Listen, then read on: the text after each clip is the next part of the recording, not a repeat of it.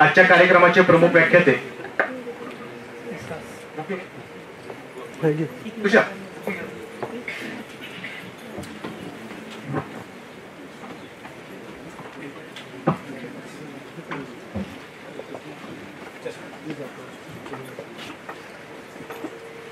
जोरदार टाळ्यांच्या गजरामध्ये या ठिकाणी आजच्या कार्यक्रमाचे प्रमुख व्याख्याते अर्थशास्त्राचे गाडे अभ्यासक आदरणीय अजित अभ्यंकर सरांचं कॉलेजचे उपप्राचार्य विठ्ठल सावंत सर यांच्या हस्ते स्वागत होत आहे. कार्यक्रमाचे अध्यक्ष आदरणीय जावळे सर अरुण जावळे सरांचे या ठिकाणी स्वागत होत आहे. विजय कुंभारी सरांना मी विनंती करतो कृपया आपल्या हस्ते त्यांचं स्वागत व्हावं.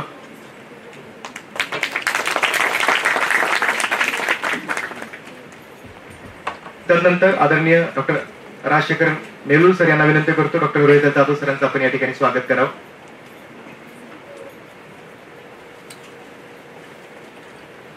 जोरदार टाळ्यांच्या गजरामध्ये आपण या सर्व मान्यवरांचं सहर्ष असं स्वागत करूया. यानंतर कॉलेजचे उपप्राचार्य आदरणीय डॉक्टर विठ्ठल सावंत सर यांचं देखील या ठिकाणी स्वागत होत आहे. धन्यवाद. प्रतिनिधी म्हणून आपल्या सगळ्यांच्या वतीनं हे इतकं छान इमारत, इतकं छान क्राऊड, रसिक श्रोते आम्हाला उपलब्ध करून दिल्याबद्दल खरं तर आपले आभार आणि आपले स्वागत.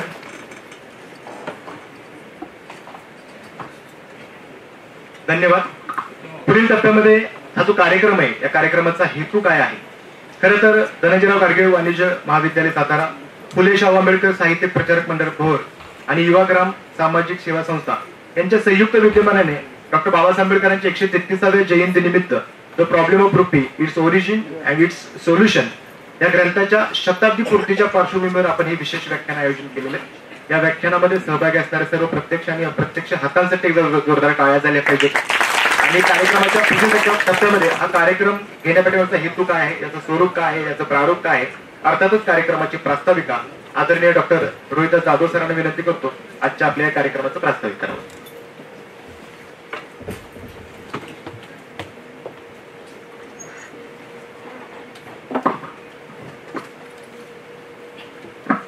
रयत शिक्षण संस्थेच्या धनंजयराव गाडगीळ वाणिज्य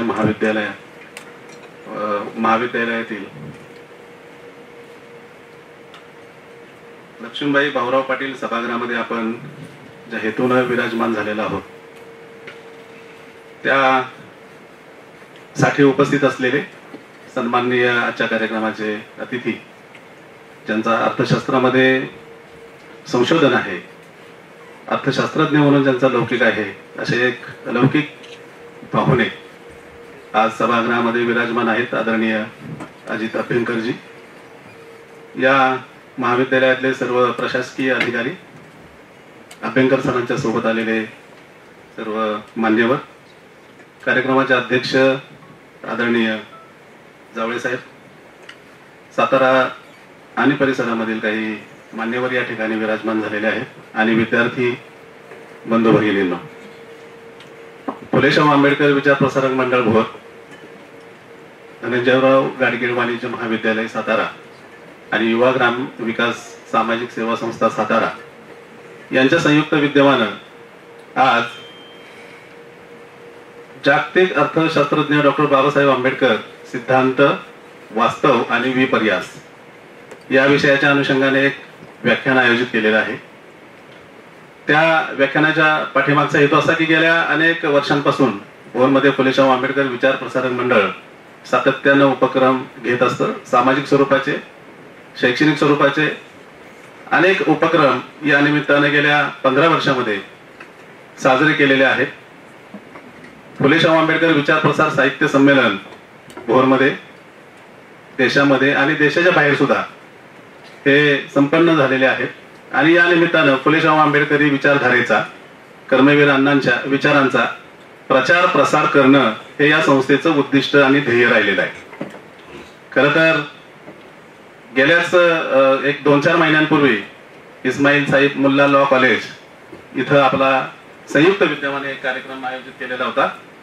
नुकतेच डॉक्टर बाबासाहेब आंबेडकरांच्या वकिलीला 100 वर्ष पूर्ण झाली त्या 100 वर्षांच्या पार्श्वभूमीवरती तो कार्यक्रम आयोजित करण्यात आलेला होता. आणि आज योगायोगानं पुन्हा रयत शिक्षण संस्थेच्या या महाविद्यालयामध्ये डॉक्टर बाबासाहेब आंबेडकरांनी लिहिलेल्या the problem of rupee, its origin and it's solution या ग्रंथाला नुकतीच 100 वर्ष पूर्ण झालेली आहेत. आणि त्या 100 वर्षांच्या पार्श्वभूमीवरती आजचा हा कार्यक्रम आयोजित करण्यात आलेला आहे. मी रयत शिक्षण संस्थेचं मनापासून आभार मानतो, कारण या निमित्तानं 2 वेळा आम्हाला या सभागृहामध्ये आणि या संस्थेमध्ये उभं राहण्याची संधी मिळाली. त्यामुळे सर्वप्रथम मी पहिल्यांदा रयत शिक्षण संस्थेचं सर्व मॅनेजमेंट, त्यानंतर प्रशासकीय वर्ग यांचं मी पहिल्यांदा आभार मानतो. सर, गेल्या अनेक वर्षांपासून अभ्यंकर सरांना माहित आहे की गेल्या अनेक वर्षांपासून फुले शाहू आंबेडकर विचार प्रसारक मंडळ विविध सामाजिक सेवा संस्थांना, शैक्षणिक संस्थांना एकत्रितपणे आणण्याचा या ना त्या पद्धतीने प्रयोग करून एकत्रितपणे आणत आहे आणि एक सामाजिक स्वरूपाचे, शैक्षणिक स्वरूपाचे उपक्रम हे राबवत आलेला आहे.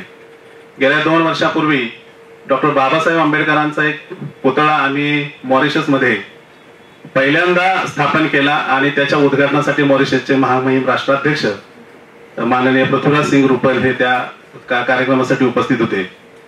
गेल्या वर्षी आम्ही श्रीलंकेमध्ये एक संमेलन आयोजित केलेलं होतं आणि केलानिया युनिव्हर्सिटीमध्ये तिकडनं आम्हाला एक असं प्रपोजल आलेलं आहे की डॉक्टर बाबासाहेब आंबेडकरांचा पुतळा या युनिव्हर्सिटीमध्ये तुम्ही स्थापन करावा. म्हणजे असे विविध स्वरूपाचे जागतिक विक्रम मोडत असताना या पद्धतीचे काही उपक्रम आणखीन आपण साध्य करायला पाहिजेत अशी एक भूमिका घेऊन मंडळाचे कार्यकर्ते एकत्रितपणे येत आहेत. आणि गेल्याच आठवड्यामध्ये धनंजयराव गाडगीळ महाविद्यालयाचं प्रशासन, प्राचार्य यांच्याबरोबर ग्राम विकास सामाजिक सेवा संस्थेच्या कार्यकर्त्यांनी चर्चा केली आणि फुले शाहू आंबेडकर विचार प्रसारक मंडळाच्या सहयोगानं आपण हा कार्यक्रम या ठिकाणी आयोजित करायचा का. याचं कारण असं की बाबासाहेब आंबेडकरांनी जो काही अर्थसिद्धांत स्थापन केले ते खऱ्या अर्थानं इथं प्रस्थापित व्हायला पाहिजेत. स्वातंत्र्यपूर्व काळामध्ये म्हणजे बाबासाहेब आंबेडकरांनी जी काही अर्थशास्त्रातली अव्यवस्था, ब्रिटिशांच्या धोरणामुळे जे भारतीय व्यवस्थेचं, अर्थव्यवस्थेचं जे काही शोषण झालं ते शोषण बाबासाहेबांनी त्यांच्याच व्यवस्थेमध्ये राहून लंडनमध्येच हा प्रबंध सादर केला आणि त्याच्यामुळे भारतामध्ये आरबीआयची स्थापना झाली, रिझर्व्ह बँकेची स्थापना झाली. त्या ग्रंथाचं एक अनन्यसाधारण स्वरूपाचं महत्व आहे. ते महत्व आपल्या विद्यार्थ्यांना कळलं पाहिजे, इथल्या भारतीय व्यवस्थेला कळलं पाहिजे अशी एक भूमिका त्यांच्या समोर मांडल्यानंतर तत्वतः आदरणीय प्राचार्य साहेबांनी त्याला मान्यता दिली आणि आजचा हा कार्यक्रम या ठिकाणी संपन्न होतो आहे. आम्हाला खूप आनंद आहे की रयत शिक्षण संस्था हे कायमस्वरूपी म्हणजे बाबासाहेब आंबेडकर आणि कर्मवीरांचं जे नातेसंबंध आहेत ते नातेसंबंध कोणत्या स्तरावरचे आहेत हे याची आपल्या सर्वांना जाणीव आहे. पण येणाऱ्या पिढीने सुद्धा ते नातेसंबंध वाचून, अभ्यासून आपल्या मनामध्ये कुठेतरी अधोरेखित केले पाहिजेत अशी एक भूमिका आमच्या मनामध्ये आहे. आणि म्हणून धनंजयराव गाडगीळ महाविद्यालयामध्ये या कार्यक्रमाचं आयोजन करणं अतिशय उचित होतं. म्हणून सातारा आणि या महाविद्यालयाची आम्ही खऱ्या अर्थानं निवड केली आणि याच्यासाठी या सर्वांनी, प्रशासनानं सर्वार्थानं योगदान दिलं, सहकार्य केलं. याच्याही संदर्भात त्यांच्याबद्दलची कृतज्ञता आमच्या मनामध्ये कायम राहिलेली आहे. या अर्थसैद्धांतिक स्वरूपाच्या मांडणीमध्ये आपल्याला ओजस्वी स्वरूपामध्ये समजेल, रुचेल अशा पद्धतीची भूमिका आणि मांडणी आदरणीय अभ्यंकर सर करतील की जेणेकरून त्या पुस्तकाचं 100 वर्षांनंतर सुद्धा काय महत्व आहे हे आपल्या लक्षात येईल. योगायोगानं या पुस्तकाला 100 वर्ष पूर्ण होत असतानाच आम्ही एक असा संकल्प केलेला आहे की फुले शाहू आंबेडकर विचार प्रसारक मंडळ, आमचं भोरचं फुले अनंतराव थोपटे महाविद्यालय आणि काही सामाजिक स्वरूपाच्या संस्था, संघटना एकत्रितपणे येऊन डॉक्टर बाबासाहेब आंबेडकरांनी जिथं हा प्रबंध सादर केला त्या लंडन स्कूल ऑफ इकॉनॉमिक्स मध्ये येत्या जून मध्ये एक जागतिक स्तरावरची अर्थशास्त्र परिषद या निमित्तानं आयोजित केलेली आहे. याही अर्थशास्त्र परिषदेमध्ये आपण सर्वांनी या निमित्तानं सहभागी व्हावं आणि आपले विचार मांडण्याची या निमित्तानं आपल्याला संधी निर्माण होऊ शकते. याच्यासाठी सुद्धा आपल्याला या कार्यक्रमाच्या निमित्तानं निमंत्रण देतो आणि या ठिकाणी थांबतो. धन्यवाद.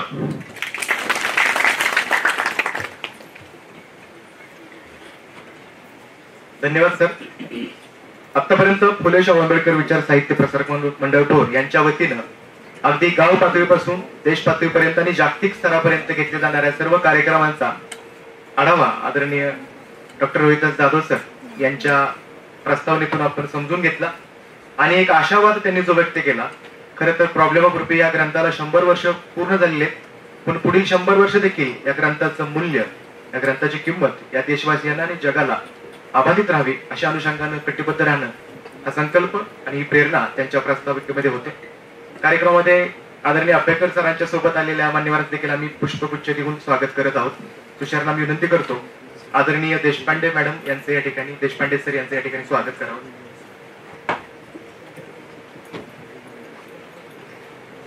सन्माननीय देशपांडे मॅडम MITच्या HOD आहेत. सन्माननीय अभ्यंकर मॅडम, सौ अभ्यंकर मॅडम यांचं देखील या ठिकाणी स्वागत होत आहे. आपण वेळात वेळ काढून खरं तर या ठिकाणी आला. आदरणीय देशपांडे सर, आदरणीय अभ्यंकर मॅडम यांचं देखील या ठिकाणी पुष्प देऊन स्वागत होत आहे. कार्यक्रमाच्या पुढील टप्प्यामध्ये अभ्यंकर मॅडम,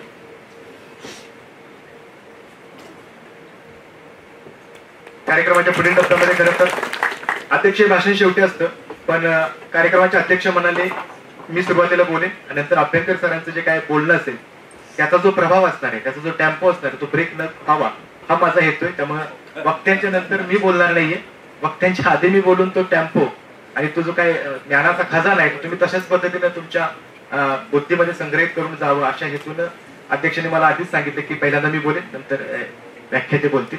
तर मी अध्यक्षांना विनंती करतो आपलं मनोगत व्यक्त करा. आदरणीय अरुण जावळे सर.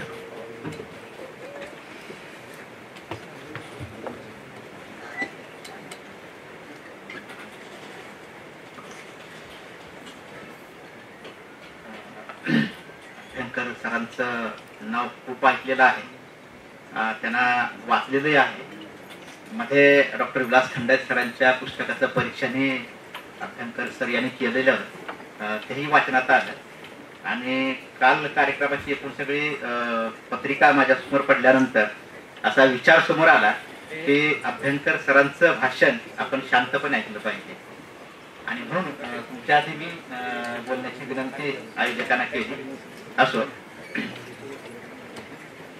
विश्वाला शांतीचा मार्ग दाखवणारे तथागत भगवान गौतम बुद्ध, ममतेचं, समतेचं, रयतेचं आणि बहुजनांच्या हिताचं स्वराज्य उभा करणारे मावळ मातीतील महायुद्धे राजे छत्रपती शिवाजी महाराज, अज्ञान आणि अंधकाराच्या काळ रात्रीला चिरत आधुनिक युगाच्या क्षितिजावर नवी पहाट घेऊन येणारा क्रांती रत्न, क्रांती सूर्य, क्रांती ज्योतिबा फुले, ज्या महिलेनं बहुजन स्त्रीवादाचा अंगार आणि हुंकार आयुष्यभर धगधगत ठेवला, नव्हे तर ज्ञानाची ज्योत हातामध्ये घेऊन समस्त बहुजन स्त्रियांचा इथे सजवलं, फुलवलं आणि प्रकाशमान केलं, त्या ज्ञान ज्योती, क्रांती ज्योती सावित्रीबाई फुले. विषम समाजामध्ये विषमतेने एखाद्या घटनेचं वाटप करणं म्हणजे समता प्रस्थापित करणं, ही समतेची व्याख्या सर्वप्रथम व्यवहारामध्ये रुजवणारा राजा, लोकराजा राजश्री शाहू. मनोरंजनातून प्रबोधन आणि प्रबोधनातून परिवर्तन हे सूत्र ज्यांनी महाराष्ट्राच्या बातमीमध्ये आपल्या लेखणीच्या आणि शाहिरीच्या माध्यमातून रुजवलं ते लोकशाहीर अण्णाभाऊ. आणि खऱ्या अर्थानं या सातारच्या मातीमध्ये आशिया खंडातलं सर्वात मोठं शैक्षणिक संकुल ज्यांनी उभा केलं ते डॉक्टर कर्मद भाऊराव पाटील. आणि फुले दाम्पत्याच्या हातून ज्या महामानवाने आपल्या हाती परिवर्तनाची मशाल घेतली आणि या देशातील मनोवादी व्यवस्थेला आग लावली, इतक्याच नव्हे तर ज्यांच्यामुळे तुम्हाला बुद्ध कळाले, शाहू समजले, फुले उमजले, ते तुमच्या आमच्याच नव्हे तर उभ्याड्या विश्वाचे उद्धार करते विश्वरत्न बोधिसत्व परमपूज्य डॉक्टर बाबासाहेब आंबेडकर यांना मी आपल्या सर्वांच्या साक्षीने या ठिकाणी प्रथमतः नम्र वंदन करतो, विनम्र अभिवादन करतो. मित्रहो, आज आपण डॉक्टर बाबासाहेब आंबेडकरांच्या प्रॉब्लेम ऑफ रुपी या ग्रंथाच्या अनुषंगाने या सभागृहामध्ये चर्चा करण्यासाठी एकत्र आलेलो आहोत. आजच्या या व्याख्यानाचा जो विषय आहे डॉक्टर बाबासाहेब आंबेडकरांचं अर्थशास्त्र, या संबंधानं आदरणीय अभ्यंकर सर सूत्ररूपाने मांडणी करणारच आहे, परंतु भाऊराव पाटील आणि डॉक्टर बाबासाहेब आंबेडकर यांच्या अनुषंगानं एक 2 मिनिटं आपल्यासमोर काही माझं मनोगत या ठिकाणी मी मांडणार आहे.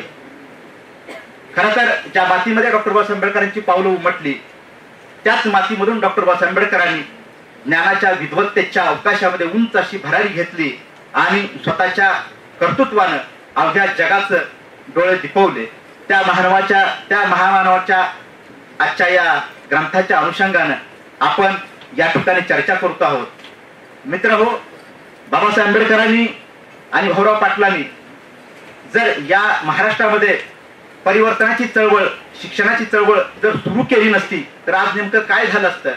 तर आज महाराष्ट्र किमान 150 वर्ष हा पाठीमागे राहिला असता. आणि म्हणून बाबासाहेब आंबेडकरांचं आणि भाऊराव पाटलांचं या महाराष्ट्राच्या, या देशाच्या परिवर्तनाच्या चळवळीतलं योगदान आपण नीटपणे समजून घेतलं पाहिजे.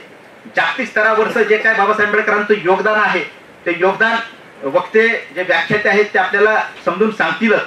परंतु आत्ताच आदरणीय भोरचे जे आहेत सर, त्यांनी या ठिकाणी भूमिका मांडताना स्पष्ट केलं की बाबासाहेब आंबेडकरांच्या आर्थिक विचारावरती या देशाची शिखर बँक, बँकांची बँक, रिझर्व्ह बँक हिची स्थापना झाली.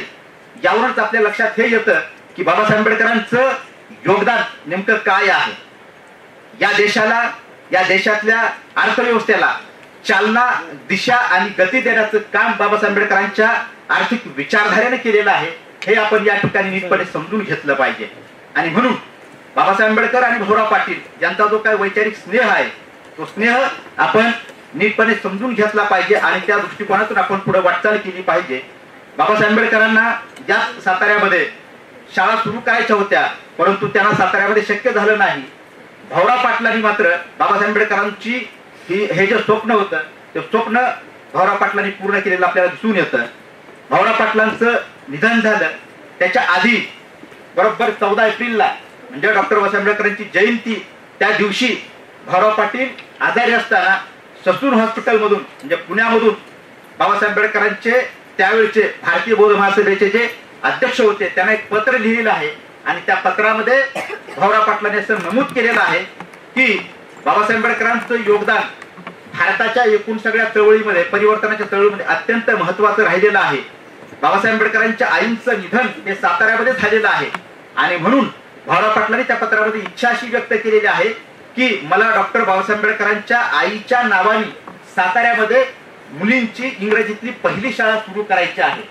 आणि ते पत्र बाबासाहेब आंबेडकरांची जी भारतीय बौद्ध महासभा होती त्या महासभेचे अध्यक्ष होते त्यांच्याकडे ते पत्र गेलं आणि त्या पत्राला उत्तर आलं भाऊराव पाटलांना की आमची परवानगी आहे. बाबासाहेब आंबेडकर त्यावेळी जिवंत नव्हते, भाऊराव पाटील जिवंत होते. 14 एप्रिलला भाऊराव पाटलांनी हे पत्र लिहिलं आणि काही महिन्यातच भाऊराव पाटलांचं निधन झालेलं आहे. सांगायचा मुद्दा हा की भाऊराव पाटलांचं आयुष्यातलं शेवटचं पत्र हे जर कुणाला लिहिलं असेल तर ते डॉक्टर बाबासाहेब आंबेडकरांना लिहिलं होतं.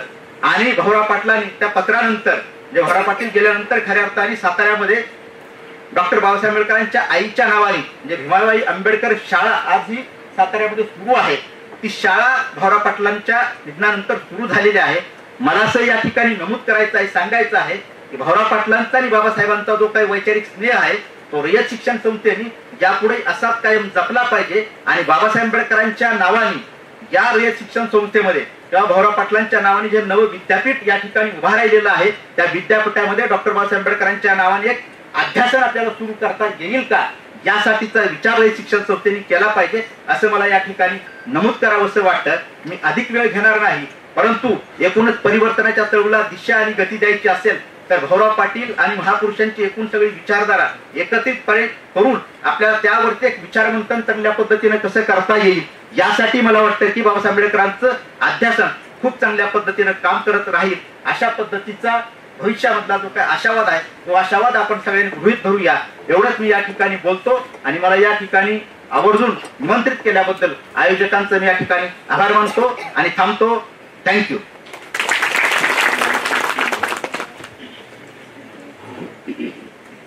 खर तर जोरदार टाळ्या झाल्या पाहिजेत आदरणीय अरुण जावळेकरांच्या या बोलत्या वास्तविकासाठी. आजच्या या कार्यक्रमाचं आयोजन करत असताना कार्यक्रमाला अध्यक्ष देखील त्याच जोडीचा असावा हा आमचा हेतू होता. आदरणीय अरुण जावळे सरांच्याशी थोडक्यात सांगतो. दैनिक सम्राटचे ते सातारचे संपादक आहेत. त्यांच्या लेखणीचा दखल राजकीय सामाजिक क्षेत्रामध्ये आवर्जून घेतली जाते. डॉक्टर बाबासाहेब आंबेडकरांचं शालेय, प्राथमिक शालेय शिक्षण हे आपल्या सातारा जिल्ह्यातील प्रतापसिंह हायस्कूल या ठिकाणी झाले. आणि ज्या दिवशी डॉक्टर बाबासाहेब आंबेडकरांचा 7 नोव्हेंबरला शाळा प्रवेश झाला होता तो दिवस विद्यार्थी दिन हा साजरा करण्यासाठी आदरणीय अरुण जावळे सरांचं फार मोलाचं आणि सिंहाचं वाटा आहे. त्या वाट्यासाठी जोरदार टाळ्या झाले पाहिजे. आज महाराष्ट्र शासनाला 7 नोव्हेंबर हा डॉक्टर बाबासाहेब आंबेडकरांचा प्रतापसिंह हायस्कूल मधला प्रवेश दिन, शाळा प्रवेश दिन जो आहे तो विद्यार्थी दिन म्हणून साजरा करण्याच्या अनुषंगाने जो पाठपुरावा केलेला आहे, त्या पाठपुराव्याला मूर्तरूप येऊन आज आपण 7 नोव्हेंबरला दरवर्षी प्रतापसिंह हायस्कूल या ठिकाणी विद्यार्थी दिन आणि संपूर्ण महाराष्ट्रामध्ये शासकीय स्तरावरती तो साजरा केला जातो. अशा आजच्या आपल्या कार्यक्रमाचे अध्यक्ष आपल्याला लाभलेले, त्यांनी फार मोलाचं असं त्यांनी मनोगत आणि मार्गदर्शन व्यक्त केलेले. पुढील टप्प्यामध्ये आजच्या कार्यक्रमाचे प्रमुख व्याख्याते ज्यांना ऐकण्यासाठी आपण सर्वजण आतुर आहोत, ते आदरणीय कॉम्रेड अजित अभ्यंकर सर बोलतील. तत्पूर्वी मी सन्माननीय जाधव सरांना विनंती करतो, आनंद जाधव सरांना आपण परिचय करून द्यावा आजच्या कार्यक्रमाचे प्रमुख व्याख्यात्यांचा.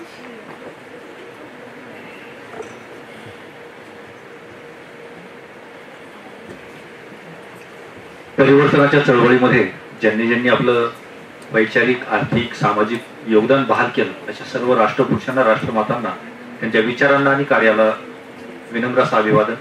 मंचावरील सर्व मान्यवरांना आणि आपणा सर्वांना नमस्कार.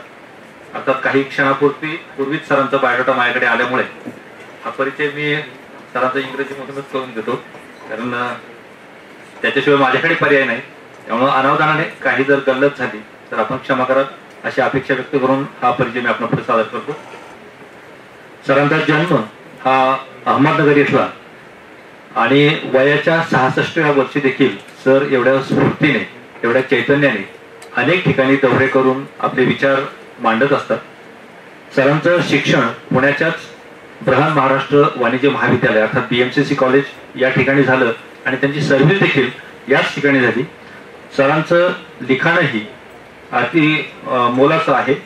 त्याचबरोबर 1981 ते 1987 या कालामध्ये सरांनी याच महाविद्यालयामध्ये आपली सर्व्हिस पूर्ण केली.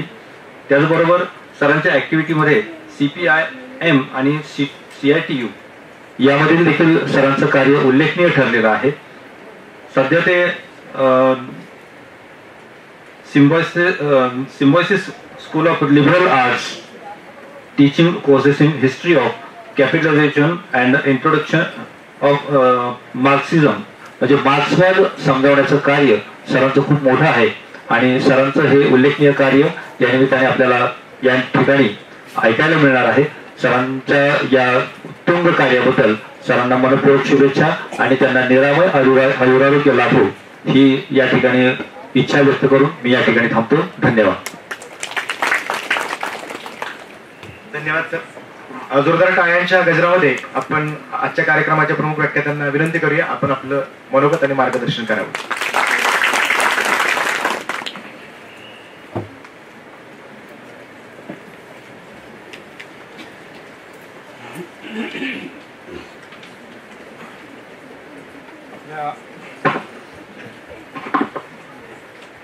आजच्या कार्यक्रमाचे अध्यक्ष माननीय अरुण जावळे, संपादक दैनिक सम्राटचे, त्यानंतर आजच्या आपल्या या फुले शाहू आंबेडकर साहित्य प्रसारक मंडळ भोरचे संयोजक रोहिदास जाधव, डॉक्टर रोहिदास जाधव जे माझे जुने मित्र आहेत, या ठिकाणी उपस्थित असणारा सर्व प्राध्यापक म्हणजे प्राध्यापक विपुल सावंत, डॉक्टर विजय कुंभार, डॉक्टर राजशेखर, त्याचप्रमाणे माननीय विशाल कांबळे सर, अन्य सर्व प्राध्यापक मंडळी, माझ्या बरोबर आलेले माझे सहकारी मित्र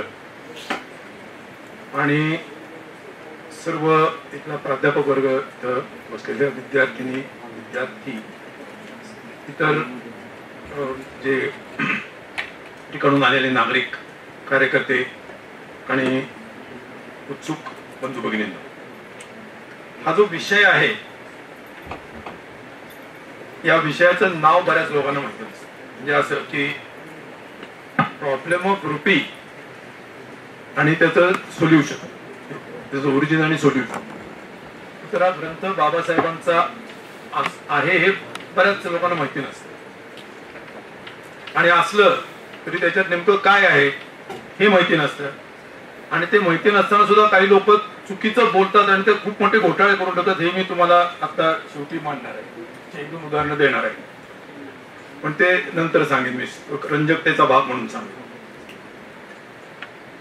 तर आता जो विषय आहे तो फक्त प्रॉब्लेम ऑफ रुपी या पुस्तक हा विषय नाहीये. विषय डॉक्टर बाबासाहेब आंबेडकर यांचे सिद्धांत, वास्तव आणि विपर्यास असा आहे. कारण फक्त प्रॉब्लेम ऑफ रुपी ओरिजिन आणि सोल्युशन याच्याबद्दल जर बोलायला लागलो तर ते अत्यंत तांत्रिक होईल. कारण ते पुस्तक म्हणजे त्यांचा प्रबंध हा 1923 साली लिहिलेला आणि त्याचा विषय, त्याची भाषा, त्यातले सगळे आकडेवारी आणि त्याचे निष्कर्ष हे अर्थशास्त्रातल्या नव्हे तर अगदी बँकिंग मधल्या सुद्धा अगदी खूप खोलात गेलेल्या लोकांना तो व्यवस्थितरित्या समजू शकेल असा तो विषयच मुळात एवढा गहन आहे, अतिशय महत्वाचा राष्ट्राच्या दृष्टीने. पण तरी तो त्यांनी त्या उंचीला जाऊन तो लिहिलेला आहे. त्यामुळे त्या पुस्तकाचा तपशील सांगणं हा हेतू असू शकत नाही. तो अकॅडमिक सर्कलमध्ये आपण करू शकतो. परंतु त्या पुस्तकाच्या निमित्ताने त्याच्यात त्यांनी मुख्य मुद्दा काय मांडलेला आहे हे आपल्याला कळलं पाहिजे.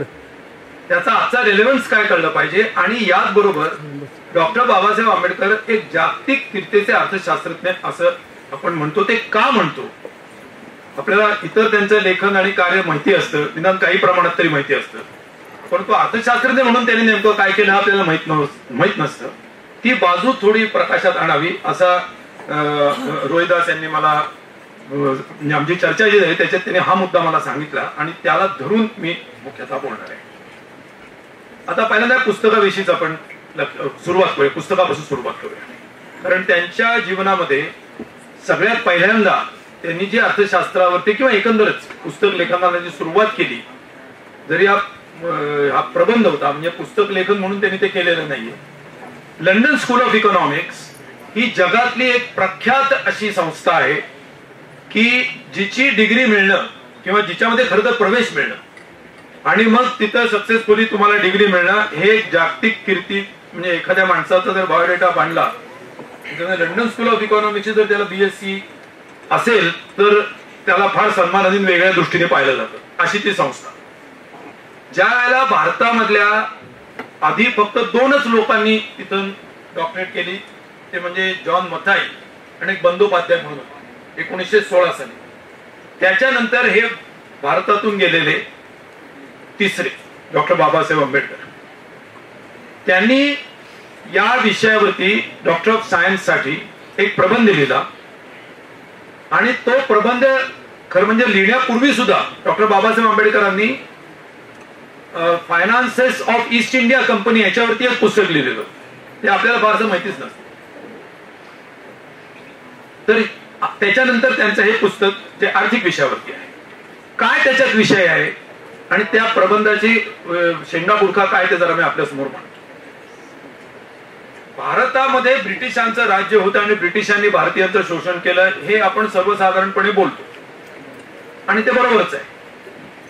परंतु त्याच्या नेमक्या ज्या अनेक बाजू आहेत आणि ब्रिटिश सत्तेने आपली सत्ता आणि आपला वर्चस्व जो आहे तो कुठल्या पद्धतीने ठेवलेला होता, त्याच्या ज्या अनेक बाजू आहेत त्या सगळ्या बाजू या पुढे येत नाहीत. आणि त्याच्यातली एक बाजू अत्यंत महत्वाची ती म्हणजे करन्सी मॅनेजमेंट.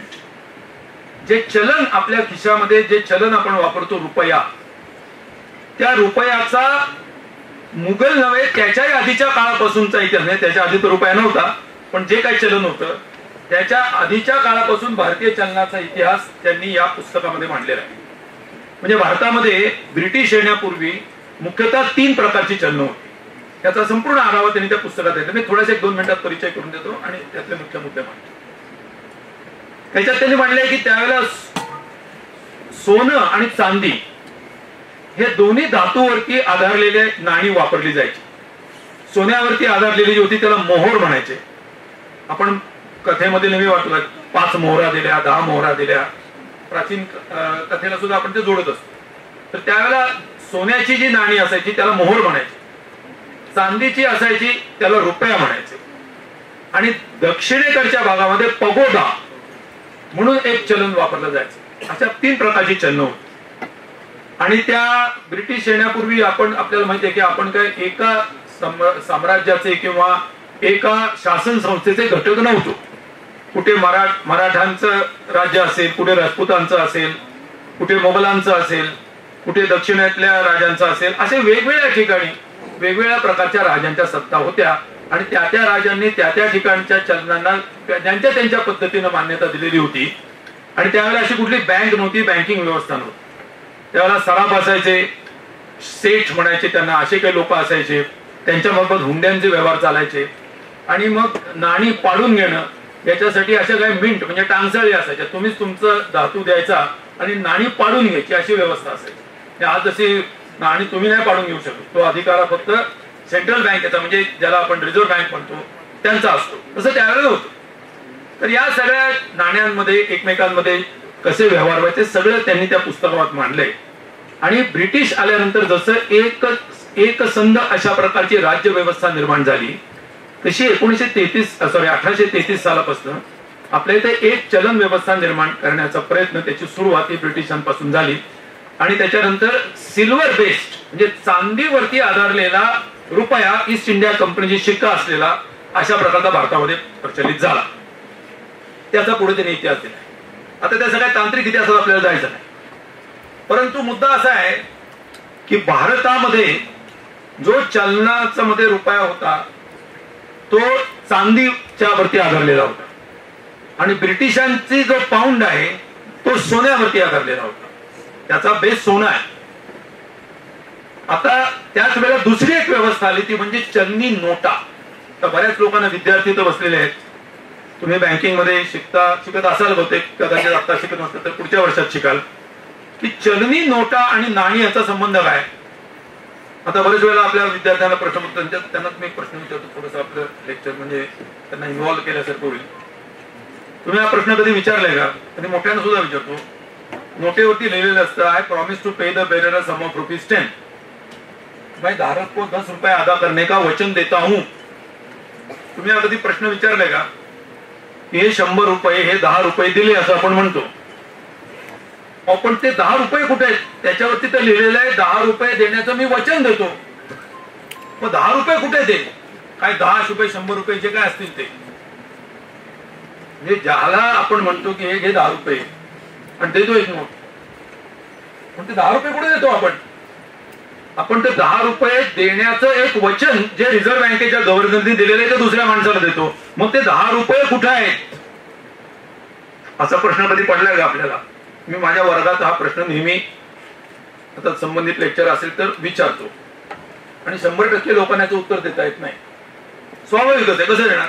कारण तर त्याच्या मागे बॅकिंग आपल्याला काय वाटतं की रिझर्व्ह बँकेकडे गेला, तुम्ही उद्या गव्हर्नरकडे गेला आणि विचारलं काय होते मला 10 रुपये, तू काय म्हणलाय इथं 10 रुपये अदा करणे का वचन देत आहोत, ते आता 10 रुपये मला, तो काय देईल तुम्हाला? 10 रुपयाची दुसरी नोट देईल का? काय देईल नेमकं? काही कोणी सांगू शकेल? मी मास्तर आहे त्याच्यामुळे मला असे प्रश्न विचारण्याची सवय. 1 रुपयाच्या करेक्ट, ऍब्सोल्युटली करेक्ट. 1 रुपयाचं 10 नाणी देईल आणि रुपयाची नाणी जी आहेत, 1 रुपया तुम्ही नोट पाहिली का कधी? 1 रुपया 1 रुपयाची नोट जर पाहिली असेल तर त्याच्यावरती कोणाचं नाव लिहिलेलं असतं? भारत सरकार, गव्हर्नमेंट ऑफ इंडियाचं नाव असतं, रिझर्व्ह बँक ऑफ इंडियाचं नाव नसतं, लक्षात घ्या. 1 रुपयाचं जे 1 रुपयाची जी नोट आहे ती आता ऑलमोस्ट म्हणजे बादच झालेली, ती कुठे नवीन छापतात त्याने मला माहित नाही, पण ती जी नोट आहे ती 1 रुपयाच्या नाण्याचं प्रतिनिधित्व करते. म्हणजे ती जणू का 1 रुपयाचं नाणं आहे असं पण समजायचं. म्हणजे कन्व्हर्टेबल कशात आहे? आता रुपया असलाच तर 1 रुपयाच्या नाण्यामध्ये कन्व्हर्टेबल आहे आणि 1 रुपयाचं नाणं हे निकेलचं आहे, एक मिश्र धातूचं आहे, ते चांदी बिंदीचं काही नाही. कधीतरी इतिहास काळामध्ये म्हणजे 100-150 वर्षापूर्वी तो आपण ते चांदीमध्ये कन्व्हर्ट करू शकत होतो. पण त्याच्यामध्ये हे जेव्हा सुरुवात झाली करन्सी नोटची भारतामध्ये साधारण 150-200 वर्षापूर्वी, तर 150 ना किती होती, सॉरी 1833, त्याच्यानंतर एक 15-20 वर्ष म्हणजे त्याची काय किती वर्ष होतील ती. सांगायचा मुद्दा असा की हा रुपया जो आज आपण वापरतो, जो ब्रिटिशांच्या काळामध्ये एका नाण्याच्या चांदीच्या नाण्याच्या रूपात सुरू झाला, त्याची गुंतागुंत नंतर खूप वाढत गेली. पण त्यावेळेला प्रश्न असा होता की रुपया मोहोर आणि या नवीन रुपया यांची सांगड काय कशी घालायची, आणि या सगळ्याचा संबंध ब्रिटिशांचा जो पाऊंड त्याच्याशी त्याचा एक्सचेंज रेट काय ठेवायचा, हा मुख्य प्रश्न होता. आणि त्या प्रश्नावरती हे सगळं पुस्तक लिहिलेलं आहे. आणि त्या सगळ्या या चलन व्यवस्थेमध्ये, या एक्सचेंज रेटच्या सगळ्या पद्धतीमध्ये, कन्व्हर्टिबिलिटीच्या प्रश्नामध्ये भारतीयांचं नुकसान काय होतं हे डॉक्टर बाबासाहेब म्हणजे नंतर ते डॉक्टर झाले या प्रबंधाच्या आधारावरती, परंतु बाबासाहेबांनी त्या पुस्तकामध्ये ते मांडलेलं आहे. हा त्या पुस्तकाचा विषय आहे. यामध्ये मांडत असताना बाबासाहेबांनी जो प्रबंध लिहिला तो प्रबंध लिहून तो मान्य करून घेण्यामध्ये त्यांना अनेक अडचणी आल्या. आणि कुठल्याही विद्वान व्यक्तीला स्वतःचं मत असतं, ते स्वतःचं मत लक्षात घ्या. त्यांचं वय काय लक्षात घ्या. त्यावेळेला 1923 साली त्यांनी ते लिहिलेलं आहे. त्याच्या आधी ते 1916 मध्ये कोलंबिया विद्यापीठामधून एक डिग्री प्राप्त करून, मास्टर्स म्हणजे MA ची डिग्री प्राप्त करून, आता डबल म्हणता येईल, MA ची डिग्री प्राप्त करून ते भारतात आलेले आहेत. 16 ते 19 या काळामध्ये त्यांनी बडोदा संस्थानामध्ये सुरुवातीला काम केलं. त्याच्यानंतर कॉलेजमध्ये इकॉनॉमिक्स शिकवलं आणि त्याच्यानंतर ते लंडन स्कूल ऑफ इकॉनॉमिक्स मध्ये गेले शिकायला. आणि तिथं त्यांनी अभ्यास करत असताना त्याच वेळेला बॅरिस्टर, ज्याला ग्रेज इन म्हणतात, त्या ठिकाणी प्रवेश घेऊन बार ऍट लॉ म्हणजे बॅरिस्टर ही डिग्री सुद्धा त्यांनी त्याच काळामध्ये मिळवली. त्या काळामध्ये ते लिहिताय. त्यांचं वय किती लक्षात घ्या. तर 23 जरी समजा, पूर्ण 23 जरी धरलं आणि आधीचे 9 म्हणजे 32 वर्षाचं त्यांचं वय आहे. तर 32व्या वर्षी तेव्हा जेव्हा त्या प्रबंध लिहितायत त्यावेळेला त्यांच्या मुद्द्याला विरोध करण्यासाठी, म्हणजे मल्ल सुद्धा तसा दणदणीत पाहिजे ना. आता कोणीतरी आजू फालतू माणसाने विरोधात लिहिलं तर मग काय त्याच्यात कुस्ती जिंकल्याचं काय समाधान नाही. त्यांच्या विरोधामध्ये लिहिणारा कोण होता? तर तुम्ही अर्थशास्त्र थोडं शिकत असाल विद्यार्थी. केन्सचं नाव ऐकलं का कोणी विद्यार्थ्यांपैकी? केन्स, जॉन मिनार्ड केन्स नावाचा अर्थशास्त्रज्ञ, की ज्यांनी 1936 साली जे पुस्तक लिहिलं general theory of employment income, ते इतकं प्रसिद्ध झालं की संपूर्ण जगातल्या भांडवलशाही देशांची आर्थिक धोरणं ज्याच्यामुळे बदलली आणि खरं म्हणजे भांडवलशाहीला जीवदान मिळालं. नाही तर तो केन्स जर नसता तर भांडवलशाही उद्ध्वस्त झाली असती दुसऱ्या महायुद्धानंतर, आता त्याच्या आधीच झाली असती. तर तो केन्स, त्या केन्सनी या प्रबंधामध्ये जो डॉक्टर बाबासाहेब आंबेडकरांनी विचार मांडलेला आहे त्याच्या विरोधामध्ये मुद्दा मांडला. तो काय आहे तो मी अगदी थोडक्यात सांगतो. डॉक्टर बाबासाहेब आंबेडकरांचं मत असं होतं की भारतामध्ये जी चलन व्यवस्था असावी ती चलन व्यवस्था सिल्वर बेस नाही तर गोल्ड स्टँडर्ड वरती आधारलेली असावी. म्हणजे त्याचं सुवर्ण परिमाण हे त्याचा आधारभूत परिमाण असावं. आता ते त्यावेळच्या परिस्थितीप्रमाणे होतं. जगातल्या सगळ्या देशांनी नंतर ते बदललं. त्याप्रमाणे भारतामध्ये आता सुवर्ण परिमाण अर्थातच नाहीये. परंतु सांगायचा मुद्दा असा की सुवर्ण परिमाण असावं, तसं झालं तर भारतीयांचं व्यापारामध्ये कमी नुकसान होईल, अशा प्रकारची भूमिका त्यांनी मांडलेली होती. आणि केन्स यांनी भूमिका मांडली की गोल्ड स्टँडर्ड नव्हे तर गोल्ड एक्सचेंज स्टँडर्ड त्याच्यामध्ये असावं. आता गोल्ड एक्सचेंज स्टँडर्ड आणि गोल्ड स्टँडर्ड याच्यामधला फरक काय हा मी खूप तांत्रिकतेत जाणार नाही, कारण बहुसंख्य विद्यार्थी बसलेले आहेत आणि सगळेच काय अर्थशास्त्र आणि इतर अर्थशास्त्राचे किंवा बँकिंगचे विद्यार्थी नाहीत. त्यामुळे मी अगदी थोडक्यात सांगतो. गोल्ड स्टँडर्ड म्हणजे असं की तुमचं जे चलन आहे त्याच्या पाठीमागे सोन्याचा एक विशिष्ट साठा हा असेल. प्रसंगी ते कन्व्हर्टेबल असेल का नसेल हे तात्कालिक परिस्थितीप्रमाणे ठरेल. म्हणजे रुपयाचं रूपांतर तुम्ही सोन्यात करू शकता का नाही हा एक तात्कालिक धोरणाचा भाग असेल.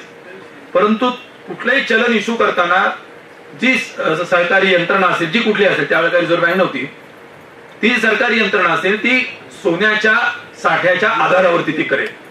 अशा प्रकारची एक व्यवस्था ज्याला गोल्ड स्टँडर्ड म्हणू आपण, त्याला सोन्याचं बॅकिंग आहे. आणि दुसरी व्यवस्था जी अशी की गोल्ड एक्सचेंज स्टँडर्ड म्हणजे भारताचं चलन अशा एका देशाच्या चलनाशी निगडीत केलं जाईल की जो देश सुवर्ण स्टँडर्ड फॉलो करतो, गोल्ड स्टँडर्ड फॉलो करतो, म्हणजे अप्रत्यक्ष गोल्ड स्टँडर्ड. म्हणजे त्याच्यामुळे काय होत होतं की त्याच्यामुळे काय होणं अपेक्षित, म्हणजे असं जे म्हणत होते त्यांना काय अपेक्षित होतं की भारतचं चलन समजा रुपया, तर ते पाऊंडची कनेक्ट करावं. त्याचा स्टँडर्ड जो त्याचा बॅकिंग जे आहे ते पाऊंड असावं आणि पाऊंडला बॅकिंग हे गोल्डचं आहे. म्हणजे सोन्याचा साठा कुठं राहणार? इंग्लंडमध्ये. आणि याबद्दल म्हणजे किती चलन इश्यू करावं, काय करावं, हे सगळे निर्णय कोण घेणार? ब्रिटिश अथॉरिटीज घेणार, लंडन मध्ये बसून त्यांच्या गोल्ड स्टँडर्ड वरती.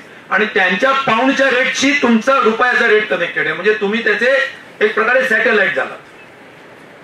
तर बाबासाहेबांनी मांडलं की ही पद्धत चुकीची आहे, याच्यामुळेच भारताचं नुकसान अधिक होऊ शकतं, होता कामा नये. कारण त्याच्या आधीची जी व्यवस्था ब्रिटिशांनी आणलेली होती ती बरीचशी त्याला समांतर होती. त्यामुळे बाबासाहेबांनी सांगितलं की भारतामध्ये गोल्ड स्टँडर्ड यावं, गोल्ड एक्सचेंज स्टँडर्ड नाही. आणि केन्सचं म्हणणं होतं की गोल्ड एक्सचेंज स्टँडर्ड असावं. याच्यामध्ये त्यांनी प्रतिवाद केला आणि त्यांनी जो प्रबंध दिला त्याच्यामध्ये ब्रिटिशांनी जी व्यवस्था आणली, मुद्रा व्यवस्था, त्यातले काही चांगले मुद्दे त्यांनी मांडले आणि त्या चांगल्या मुद्दे मांडले, त्याचाच विपर्यास काही लोकांनी नंतर केला. तुम्ही सांगतो कसं? त्यांनी असं मांडलं की ईस्ट इंडिया कंपनीने भारतामधली सगळी जी बाकीची अशी म्हणजे विविध चलनं होती ती सगळी त्यांनी कॅन्सल करून त्या ठिकाणी एकच सिल्वर बेस्ड अशा प्रकारची चलन मुद्रा स्थापित केली आणि त्याचं एक विशिष्ट वजन 180 GRS ट्रॉय असं ठरवलं, काय जे व्हॉट एव्हर दॅट वजन असेल ते स्टँडर्डाइज केलं आणि भारतामध्ये एक चलन व्यवस्था त्यांनी स्थापित केली. आणि याच्यामुळे भारतामधला अंतर्गत व्यापार करणे सुकर झालं, एकसंध अशा प्रकारची व्यवस्था तयार झाली. याचं त्यांनी चांगली गोष्ट झाली असं त्यांनी लिहिलं आहे. परंतु नंतर जे ब्रिटिशांनी हे ज्या पद्धतीचे पाऊंड आणि रुपयाचे विनिमयाचे दर निश्चित केले आणि ज्या प्रकारे ते बदलत गेले, त्या भारतातला सोन्याचा साठा हा लंडन मध्ये गेला, या सगळ्याचे परिणाम भारतीय व्यापारावरती काय झाले हे त्यांनी अतिशय व्यवस्थितरित्या मांडले. आणि भारत सरकारचं सुद्धा त्यावेळेचं म्हणजे त्यावेळेचं जे काय भारत सरकार होतं ब्रिटिशांचं असेल, त्यांना कसा याचा मोठा आर्थिक फटका बसत होता तेही त्यांनी त्या पुस्तकातून मांडलेलं आहे. हे सगळं मांडल्यानंतर 1923 साली त्यांचे कॅनन नावाचे गाईड होते, म्हणजे त्यांचे जे प्रमुख मार्गदर्शक प्राध्यापक होते त्यांचं नाव कॅनन. त्यांनी या सगळ्यामध्ये ब्रिटिश सरकार किंवा ब्रिटिश व्यवस्था जी आहे त्या ब्रिटिश व्यवस्थेमधून भारतीयांची जवळपास लूट होतीये अशा प्रकारचं काही काळामध्ये हे त्यांनी मांडल्यानंतर, अर्थातच ते काही परीक्षक देतात. तुम्हाला म्हणजे की डॉक्टरेटसाठी जेव्हा थिसिस असतो तेव्हा एकच मनुष्य ते बघतो, गाईड बघतो, तो मार्क देतो असं नसतं. मार्क देण्याची पद्धत नाही, पेपर तपासायचा नाही. त्यामुळे तिथं अनेक तज्ञ असतात, त्या तज्ञांसमोर तुम्हाला तुमचा PhDचा काय जो थिसिस आहे तो बरोबर आहे चूक आहे तुम्हाला त्याचा डिफेन्स करावा लागतो. त्यावेळेला त्यांच्या या शब्दावरती, त्यांच्या या मांडणीवरती ब्रिटिश व्यवस्थेच्या विरोधातच हे बोलतायत अशा प्रकारच्या मांडणीमुळे अर्थातच ते ब्रिटिश मंडळी जी होती ती जरा दुभावली आणि त्यांनी त्यांच्या विरोधामध्ये उलटे काही प्रश्न विचारून त्यांच्या विरोधात पण काही रिपोर्ट केली. म्हणजे त्यांचा जो काय निष्कर्ष होता परीक्षेचा काही लोकांनी, परंतु त्यांचे जे गाईड होते हे सुरुवातीला त्यांच्या मताचे नव्हते, परंतु त्यांनी बाबासाहेब आंबेडकरांचं मत मान्य केलं आणि त्यांनी ही जी डिग्री आहे ही त्यांना अवॉर्ड करण्याचा निर्णय घेतला. म्हणजे त्या सगळ्यांनी मिळून घेतला, परंतु त्याच्यामध्ये कॅनन यांची भूमिका आहे.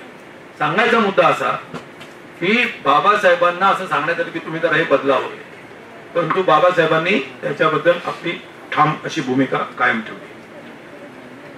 ही जी स्वतंत्र वृत्ती आहे त्यांच्या आर्थिक लेखनामध्ये जी दिसते, नंतरच्या लेखनामध्ये दिसते. मला एक आठवण सांगण्याविषयी वाटते की डॉक्टर बाबासाहेबांनी असाच एक प्रसंग त्यांच्या जीवनातला खूप मोठा आहे आणि त्याच्यामधून एक खूप मोठं त्यांचं लिखाण पण प्रकाशित झालं. ते मी थोडंसं त्याची एक आठवण सांगतो. डायरेक्टली आर्थिक विषयावरती तर नाहीये, अगदीच वेगळ्या विषयावरती आहे. 1935 साली डॉक्टर बाबासाहेब आंबेडकरांना लाहोरच्या एका मंडळाने, त्याला जात पात तोडक मंडळ म्हणून त्याला ओळखलं जातं, म्हणजे जाती व्यवस्थेविरुद्ध काम करणारे परंतु दलित समाजातले नसलेले, त्यावेळी अस्पृश्य जे समजले जातं त्या समाजातले नसलेले सवर्ण परंतु जातीपातीच्या विरोधात असलेले असे जे सुधारक मंडळी होती, त्यांचं एक मंडळ होतं जात पात तोडक मंडळ पंजाबमध्ये. ते त्यावेळेस लाहोर त्यांचं एक अधिवेशन होणार. त्या अधिवेशनामध्ये बाबासाहेबांना त्यांनी अध्यक्ष म्हणून आणि भाषण करण्यासाठी म्हणून बोलवलं. बाबासाहेबांनी त्यांचं भाषण हे पूर्ण लिहून काढलं. डॉक्टर बाबासाहेब आपल्याला माहिती की बाबासाहेबांची लेखनाची आणि अभ्यासाची पद्धती ही इतकी सघन असायची की अशा प्रकारचं लेखन, अशा प्रकारचा अभ्यास माझ्या मते आणि इतका प्रामाणिकपणे सखोलपणे हे 100 लोक सुद्धा करतात का नाही आणि करू शकतात का नाही याच्याबद्दल शंका आहे. म्हणजे जे अकॅडमिक क्षेत्रातले त्यातले 2 लोक म्हणतोय, समोर लोकसंख्या ते म्हणत नाही. हा प्रामाणिकपणा आणि ही सखोलता नाही खरोखर आहे. म्हणजे प्रेझेंट कंपनी इन्क्लुडेड, माझ्यासहित सगळे एव्हरीबडी इन्क्लुडेड, आपल्यापैकी 2 लोक तरी इतका सघन अभ्यास त्या विषयाचा करतात का नाही, खरोखर हा प्रश्न आपण विचारायला पाहिजे. मी स्वतःला पण मला विचारायला पाहिजे. त्यांचं जेव्हा लेखन वाचतो तेव्हा खरोखरच आठवण. बऱ्याच लोकांना वाटतं की बाबासाहेबांच्याबद्दल चांगलं बोललं जातं की कोणाला तरी बरं वाटावं म्हणून बोलतात. मी तसं बोलत नाही. मी तुम्हाला अगदी प्रामाणिकपणे सांगतो, मी यातला जो प्रत्येक शब्द बोलतोय हा मला 100% त्यांच्या लेखनाच्या आणि चरित्राच्या वाचनामधून 100 नाही 500% पटलाय म्हणून मी बोलतोय. म्हणजे एकही वाक्य याच्यातलं अतिशयोक्तीचं नाही, हे प्रथमच डिक्लेअर करतो. काय असं परमपूजनीय म्हणावं लागतं, म्हणजे जरा यांना बरं वाटतं त्यांना बरं वाटतं, पॉलिटिकली करेक्ट असतो आपण वगैरे वगैरे, तर असल्या कुठल्याही भूमिकेत मी बोलत नाही. जे आपली 100 नंबरी सोनं आहे ते 100 नंबरीच बोलतो. तर त्यांना जातपात तोडक मंडळाच्या त्या मंडळाने सांगितलं की तुम्ही हे जे भाषण लिहिलेलं आहे या भाषणामध्ये तुम्ही हिंदू धर्मातल्या शास्त्रांच्या बद्दल जरा जास्तच निगेटिव्ह लिहिलेलं आहे. तुम्ही जाती व्यवस्थेबद्दल निगेटिव्ह लिहिले ते ठीक आहे, त्याबद्दल काय आमचं म्हणणं नाही, परंतु हे शास्त्रांच्या बद्दल तुम्ही जे लिहिलेलं आहे ते काय बरोबर नाही. बरोबर नाही म्हणजे असं अध्यक्ष म्हणून सगळ्या लोकांसमोर केलं तर ते कॉन्फरन्समध्ये फार मोठा गोंधळ उडेल आणि लोक त्याला विरोध करून कधीच कॉन्फरन्सच मोडेल आमची. पण सगळेच लोक इतकं टोकाचं मत तुमचं स्वीकारणार नाही. तर बाबासाहेबांनी सांगितलं की तुम्ही मला अध्यक्ष म्हणून बोलवले, ते माझे विचार आहेत, तुम्ही ते विचार स्वीकारलेच पाहिजे, असं तुमच्यावरती काय बंधन नाही. तुम्ही असं सांगू शकता की यांचे विचार आहेत, हे यांचे विचार आहेत, त्याचा विचार काय करायचा तो करा, पण विचार ऐकायचे नाही अशी भूमिका तुम्ही घेऊ शकत नाही. आणि त्यांनी ते म्हणजे योग्य भाषेत लिहिलं होतं. असं काय चुकीच्या भाषेत बाबासाहेब लिहिणं शक्यच नाही. तेव्हा त्यांनी योग्य भाषेमध्ये सैद्धांतिक भाषेमध्ये परंतु त्यांचा मुद्दा मांडलेला होता. आणि तो हिंदू धर्मशास्त्रातले जी पुस्तकं आहेत वेदांतसहित त्याच्याबद्दल काही त्यांनी लिहिलेलं होतं आणि याचा त्याग केला पाहिजे अशा पद्धतीची त्याच्यात भूमिका मांडली. तर ते म्हणजे एवढं काढा तुम्ही, बाकी सगळं राहू देत. ते म्हणजे मी तर कॉमाही बदलणार नाही. परिणाम असा झाला की ती कॉन्फरन्स त्यांनी रद्द केली आणि बाबासाहेबांनी ते जे पुस्तक होतं भाषण होतं ते ॲनिहिलेशन ऑफ कास्ट, जातीचा अंत या नावाने ते प्रकाशित केलं. त्याला महात्मा गांधींनी उत्तर लिहिलं, त्या उत्तराला बाबासाहेबांनी पुन्हा प्रत्युत्तर लिहिलं. इतकंच नाही तर जातपात तोडक मंडळाच्या लोकांनी पण गांधींना उत्तर दिलं की बाबा तुम्ही म्हणताय असं काय आम्हाला म्हणायचं नाही, आम्हाला बाबासाहेबांचं तेवढं मान्य नाही पण बाकी सगळं मान्य. म्हणजे असू देतो तो वेगळा विषय. सांगायचा मुद्दा असा की बाबासाहेबांनी त्यांच्या लेखनामध्ये बदल केला नाही हे मला सांगायचं. म्हणजे समोरची बाजू तिचा आदर ठेवून परंतु आपला मुद्दा ठामपणे योग्य भाषेमध्ये सुविद्य भाषेमध्ये आणि सखोलपणाने मांडणं आणि त्याच्यावरती ठाम राहणं हे त्यांचं वैशिष्ट्य होतं. हे या प्रबंधाच्या निमित्ताने सुद्धा दिसून आलं. हे 1923 साली अर्थातच प्रबंध मान्य झाला, त्यांना डॉक्टर ऑफ सायन्सची पदवी मिळाली आणि त्याच वर्षी त्यांना बार ॲट लॉ म्हणजे बॅरिस्टर ही सुद्धा त्यांना पदवी प्राप्त झाली आणि ते भारतामध्ये आले.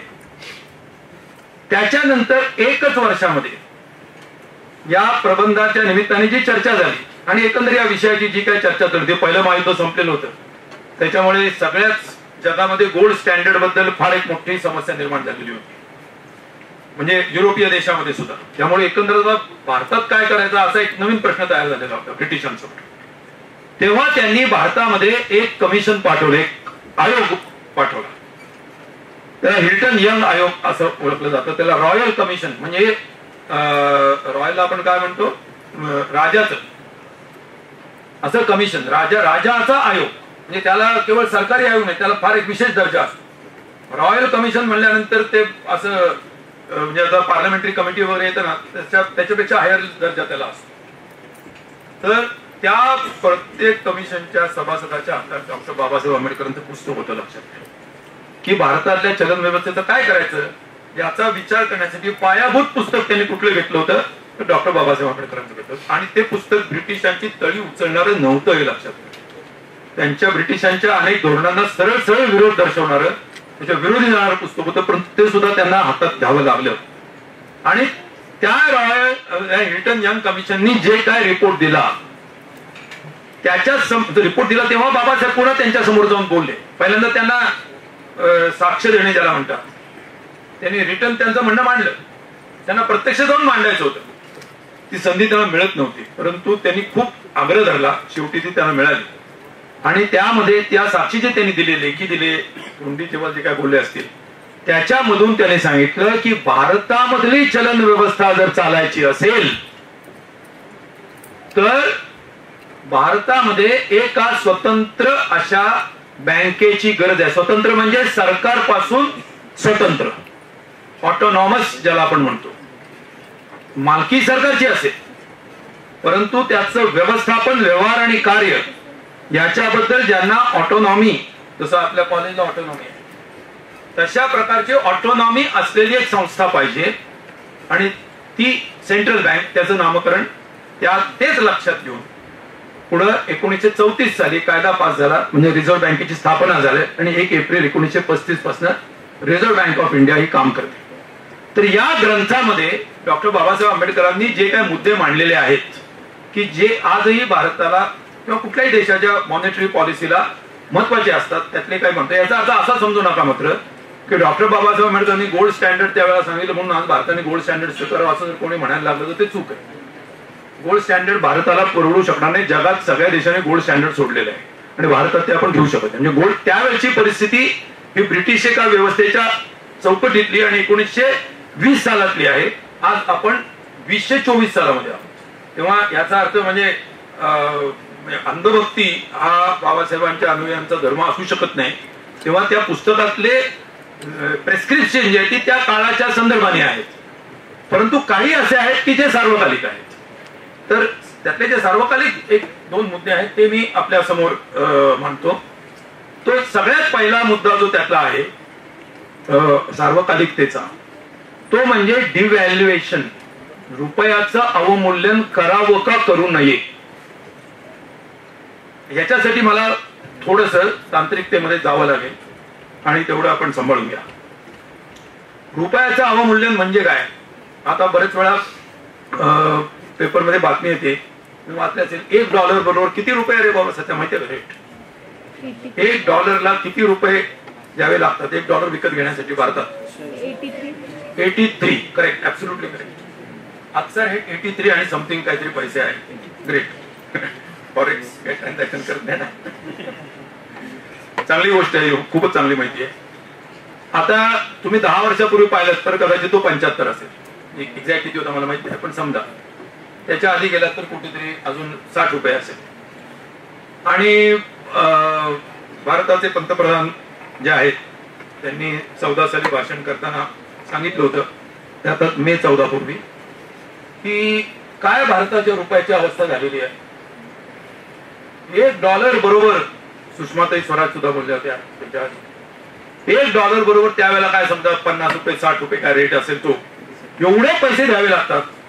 म्हणजे काय आपली अवस्था झाली आहे.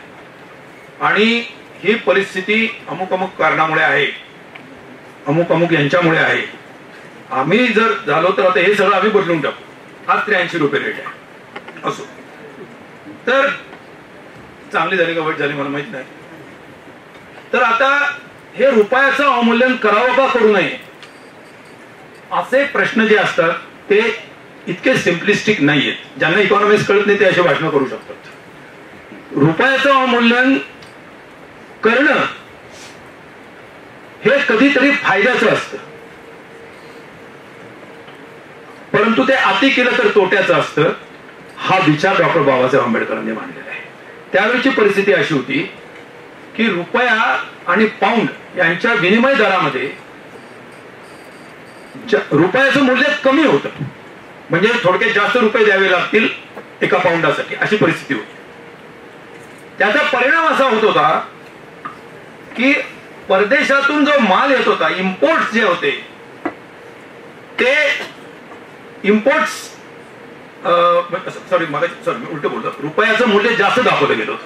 म्हणजे जेवढं असायला पाहिजे त्याच्यापेक्षा समजा तर 83 रुपये असायला पाहिजे, समजा 70 रुपये ठरवलं समजा वाजवी दरापेक्षा. तर काय होतं, इम्पोर्ट जे असतात ते स्वस्त होतात आणि एक्सपोर्ट हे त्या देशात त्या तिथं जो आयात करतोय त्याला ते महाग वाटायला लागतात. आता हे कसं ते मी तुम्हाला एका मिनिटामध्ये सांगतो, जास्त वेळ घेत नाही. समजा अशी कल्पना करा की $1 बरोबर समजा 80 रुपये रेट आहे आणि तुम्ही प्रत्यक्षामध्ये जर आज 80 रुपये दिलं तुम्हाला $1 मिळतो, अशी डिमांड अँड सप्लाय प्रमाणे परिस्थिती आहे समजा. पण समजा सरकारने असं ठरवलं की काही नाही, कुठल्याही कारणाने $1 बरोबर 100 रुपये अवमूल्यन केलं, तर काय होईल? समजा अमेरिकेतला माणूस, त्याला भारतामध्ये हा चष्मा आहे, त्याला 2 चष्मे घ्यायचे असतील. समजा अशी कल्पना करा की एका चष्म्याची किंमत 80 रुपये, त्याला एक चष्मा 2 चष्मे घ्यायचे असतील तर त्याला 160 रुपये द्यावे लागते. 5 चष्मे घ्यायचे असतील तर 8×5 = 40 म्हणजे 400 रुपये द्यायला लागते.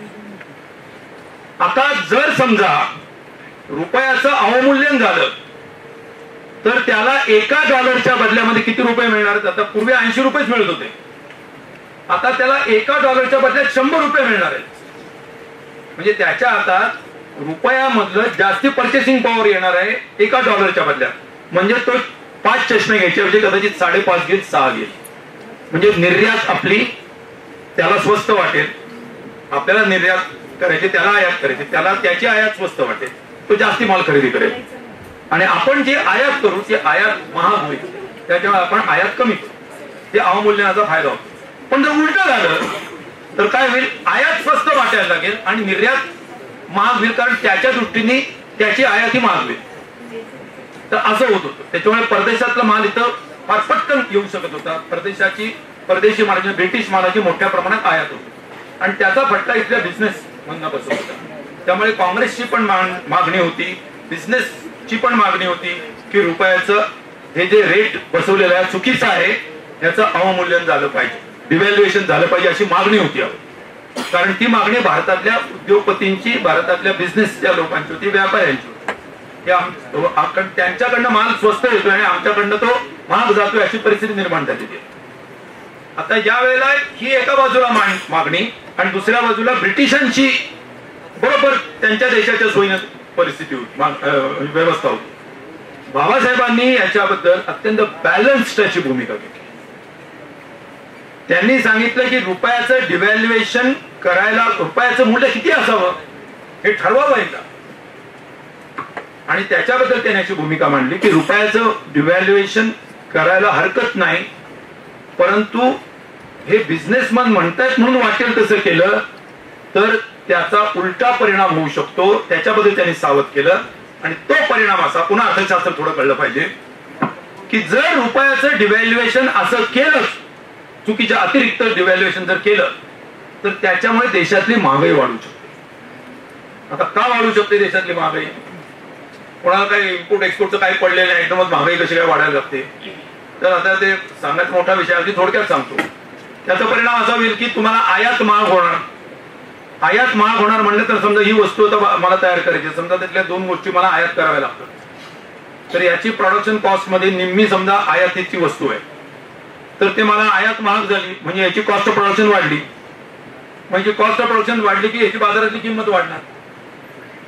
हे एक अतिशय अवघड अशी गोष्ट होती. समजा इम्पोर्ट महाग झाले. दुसरं समजा उद्या धान्य, आता मी काल्पनिक उदाहरण घेतोय, समजा गरजेच्या काही वस्तू आहेत त्या तुम्हाला आयात करायच्या, पण त्या आयात महाग झाली म्हणजे त्याचा बाजारातला सप्लाय कमी झाला त्या वस्तूचा, त्यामुळे बाजारातली किंमत वाढणार. अशा प्रकारे आयात जर महाग झाली तर कदाचित अतिरिक्त अवमूल्यन जर तुम्ही केलं तर त्याचा परिणाम म्हणून देशामध्ये महागाई वाढू शकते. महागाई वाढू शकते. उत्पन्न बुडून बाबासाहेब थांबलेले नाहीये. बाबासाहेब पुढे जाऊन म्हणतात की ही महागाई झाली तर त्याचे देशांतर्गत परिणाम काय होतात?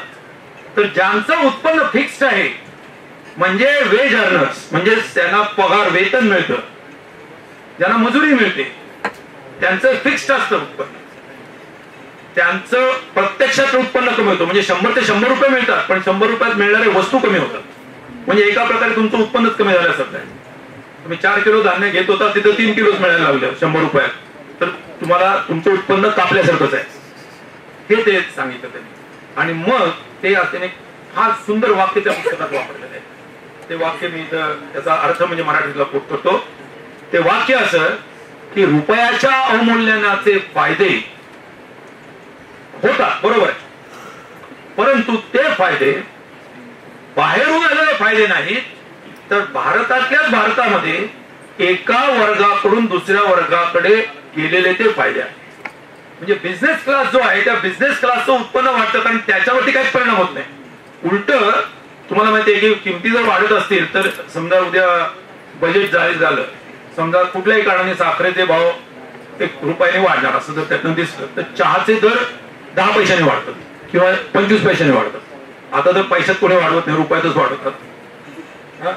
म्हणजे ज्या साखरेची कॉस्ट त्या चहामध्ये 1 असेल, म्हणजे 10 पैशाची असेल, तर तो त्या साखरेची दरवाढ झाली या कारणासाठी 1 रुपया तुमच्याकडे जास्त घ्यायला. हे परिणाम काय होतो की जो बिझनेस क्लास आहे त्याच्याकडे उत्पन्न वळायला लागतं गरिबांच्याकडून. म्हणजे म्हणून बाबासाहेब म्हणतात की हा फायदा बाहेरून आतमध्ये आलेला फायदा नसून देशातल्या देशातच एका वर्गाकडून दुसऱ्या वर्गाकडे उत्पन्नाचं हस्तांतर आहे. आणि म्हणून रुपयाचं अवमूल्यन करा, परंतु ते रॅशनल बेसिसवरती करा. केवळ बिझनेसवाले म्हणतात म्हणून अतिरिक्त त्यांच्या आहारी जाऊन ते करू नका. अशा प्रकारची ही त्यांची मांडणी आहे. आणि दुसरा त्या याच्यातला जो मुद्दा आहे ते म्हणजे सेंट्रल बँक. सेंट्रल बँक म्हणजे मध्यवर्ती bank. Central bank of India नावाची बँक नाही, केंद्रित बँक की जी ज्या बँकिंग मध्ये ज्याला बँकर ऑफ द बँक्स किंवा बँकर ऑफ द गव्हर्नमेंट ज्याला म्हणतात, लेंडर ऑफ लास्ट रिसॉर्ट म्हणतात, हे जे बँकेची कार्य आहे की जी इतर कुठली बँक करू शकत नाही. चलन व्यवस्थेचं, नुसतं चलन व्यवस्थेचं नाही तर एकंदर बँकिंग क्षेत्राचं, क्रेडिटचं, डिपॉझिटचं सगळ्याचं नियंत्रण करणारी, एक विश्वासार्हता त्याची निर्माण करणारी, जपणारी अशा प्रकारची एक बँक असली पाहिजे. Over all the banks he bank पाहिजे. ती भारतात नव्हती आणि त्या बँकेकडेच चलन देण्याचा अधिकार असला पाहिजे. आधी कोणाकडे होता? सरकारकडे होता. हे सगळे अधिकार सरकारकडे होते. ते म्हणले की सरकारी हातातून ह्या बँकेचं म्हणजे अशा प्रकारची जी व्यवस्था आहे चलनाची ती सरकारी हातातून काढली पाहिजे. स्पष्टपणाने सांगतात ते ब्रिटिश पाहिजे. गंमत म्हणजे आज 100 वर्षानंतर याचं महत्व असं आहे की आज पुन्हा सांगायची वेळ आली. सरकार ब्रिटिश अधिकृतपणे नाही.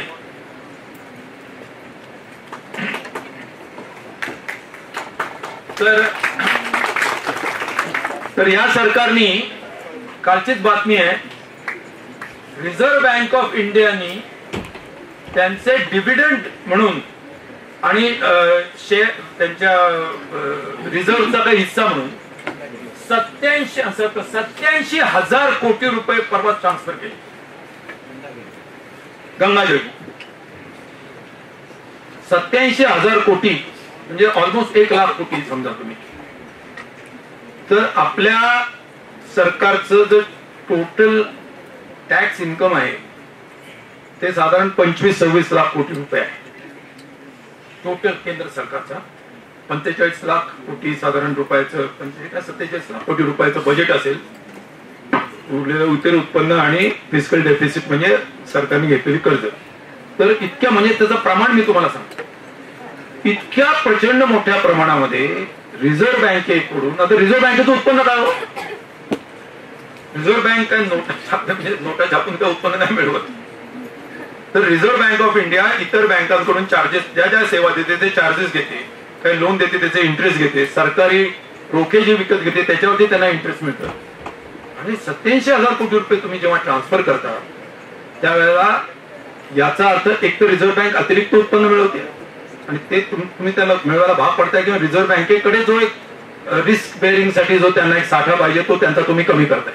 कारण रिझर्व्ह बँकेची खूप मोठी कार्य आहे. उद्या जर समजा रुपया खूपच पडायला लागला तर रिझर्व्ह बँकेला फॉरेन एक्सचेंज विकत घ्यावं लागेल आणि ते बाजारामध्ये ओतावं लागेल. त्यांना करन्सी रेट आपला काहीतरी मेंटेन करण्यासाठी उलट्या सुलट्या ज्याला ओपन मार्केट ट्रान्झॅक्शन म्हणतात या अनेक प्रकारे करावे लागतात. का देत होता तर तांत्रिक विषयात बसलेले कुंभाचं बँकिंगचे ते. पण रिझर्व्ह बँकेकडे जी ताकद आहे ही ताकद कमी करण्याचा प्रयत्न होतोय. आणि मुख्य मुद्दा म्हणजे आता डिमॉनिटायझेशन. विपर्यास काय विपर्यास होऊ शकतो?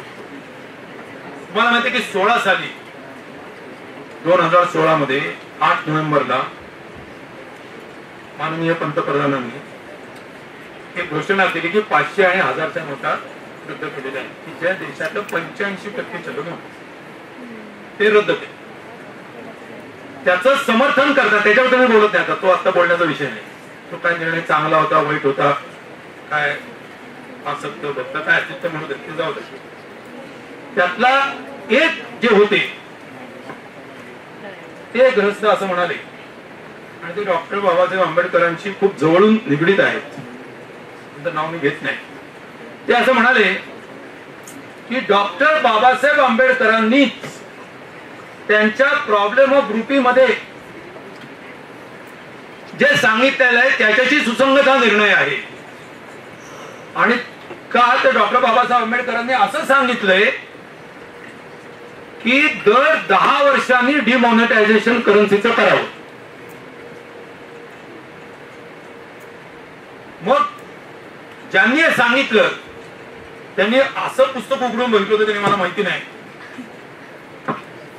परंतु त्यांनी ते सांगितलं. मग त्यांनीच सांगितलं म्हणल्यानंतर स्टॅम्पच लागला डायरेक्ट. मग माननीय मुख्यमंत्र्यांनी महाराष्ट्राच्या विधानसभेमध्ये असं सांगितलं 7 डिसेंबरला की हा जो निर्णय आहे हा निर्णय बाबासाहेबांच्याच विचाराप्रमाणे झालेला आहे आणि त्यामुळे त्यावेळेला आता त्यांनी त्याच्यात जसं असतं ना ते एक एक ऍड करायचं आपलं. त्यांनी सांगितले की बाबासाहेब सुद्धा म्हणाले होते की असं केल्यामुळे जे समाजामध्ये अतिरिक्त धन काही लोकांकडे गोळा होतं किंवा काळं वगैरे काही गोळा होतं ते सगळं याच्यामुळे नष्ट व्हायला मदत होते. तर भारतामध्ये इन्कम टॅक्स किंवा सुरू झालं तर 1922 काय कधी म्हणजे काळा धन याचा अर्थ इन्कम टॅक्स चुकवलेलं धन असतं त्याला काळं धन असं म्हणतात माझ्या अकलेप्रमाणे.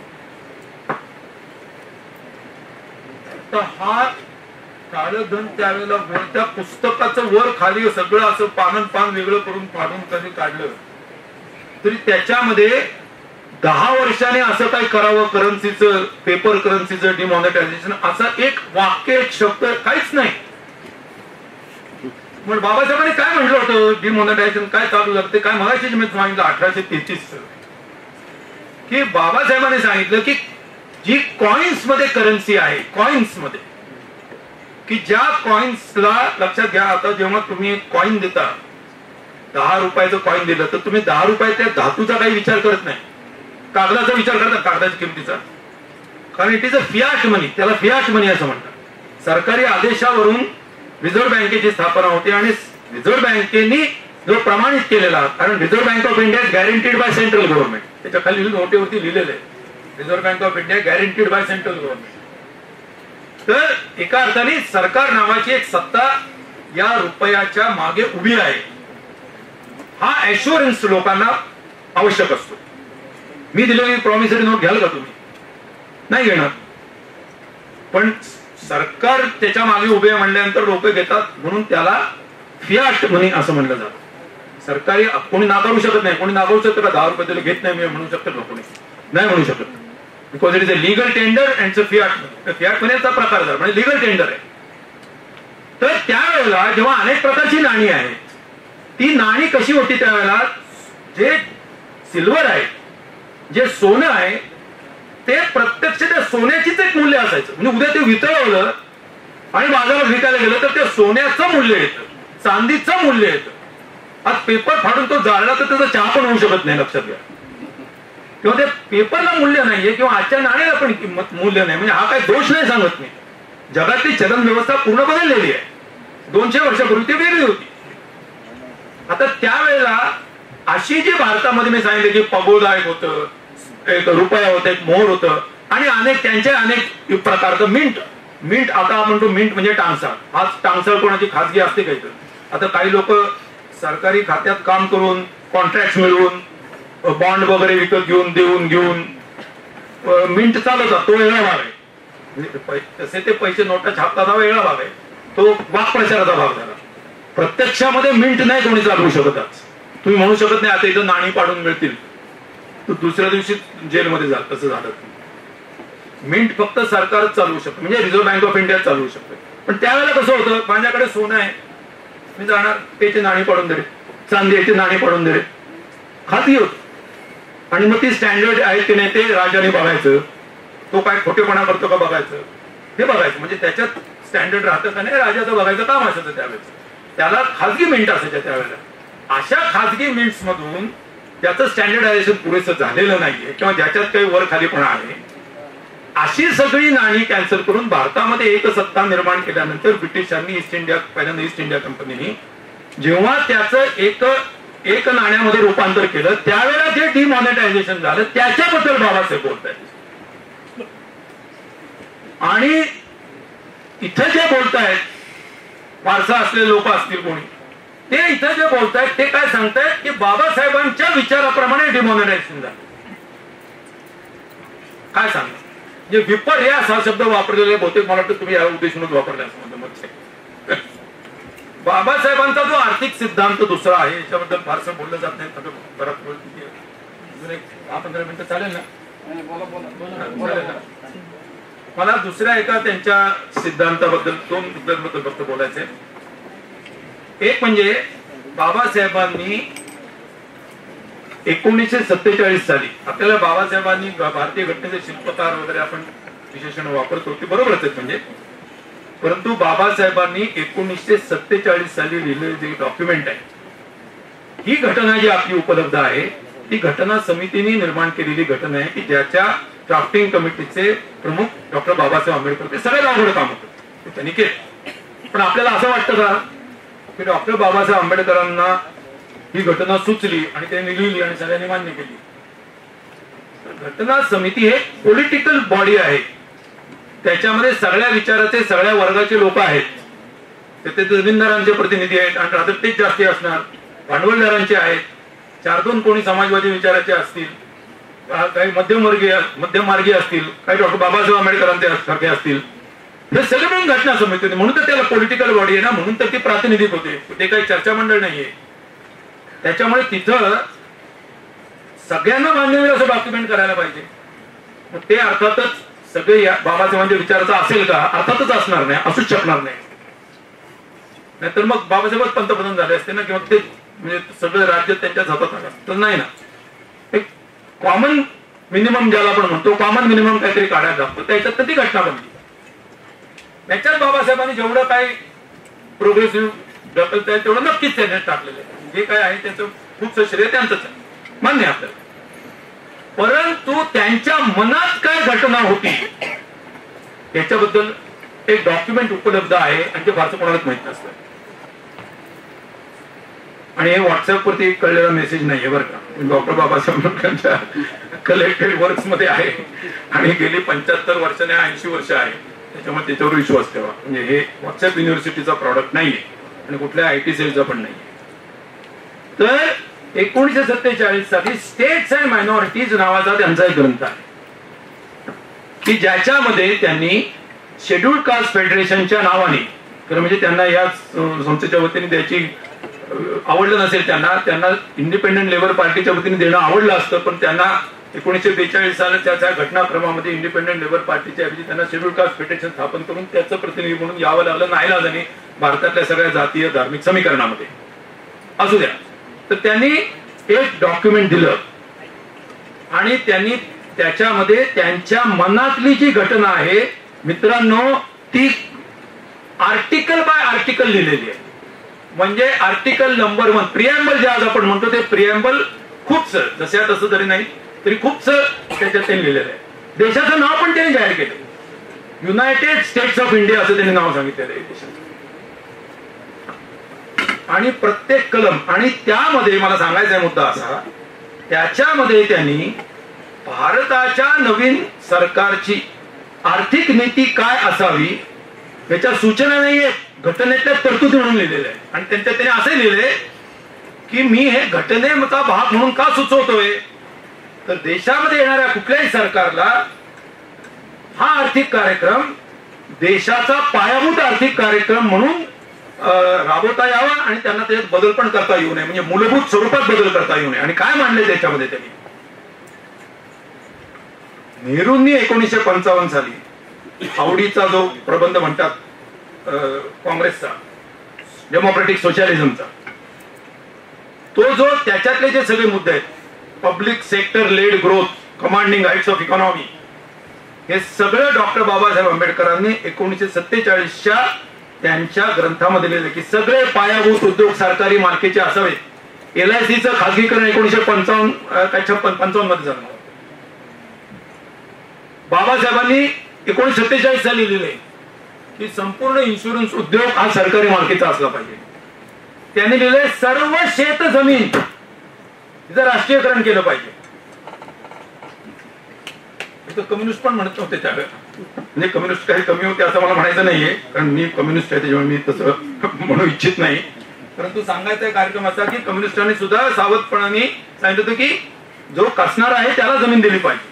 पण बाबासाहेब त्याचे 2 पावलं पुढे जात आहेत आणि म्हणतात की जमिनीचं राष्ट्रीयकरण केलं पाहिजे.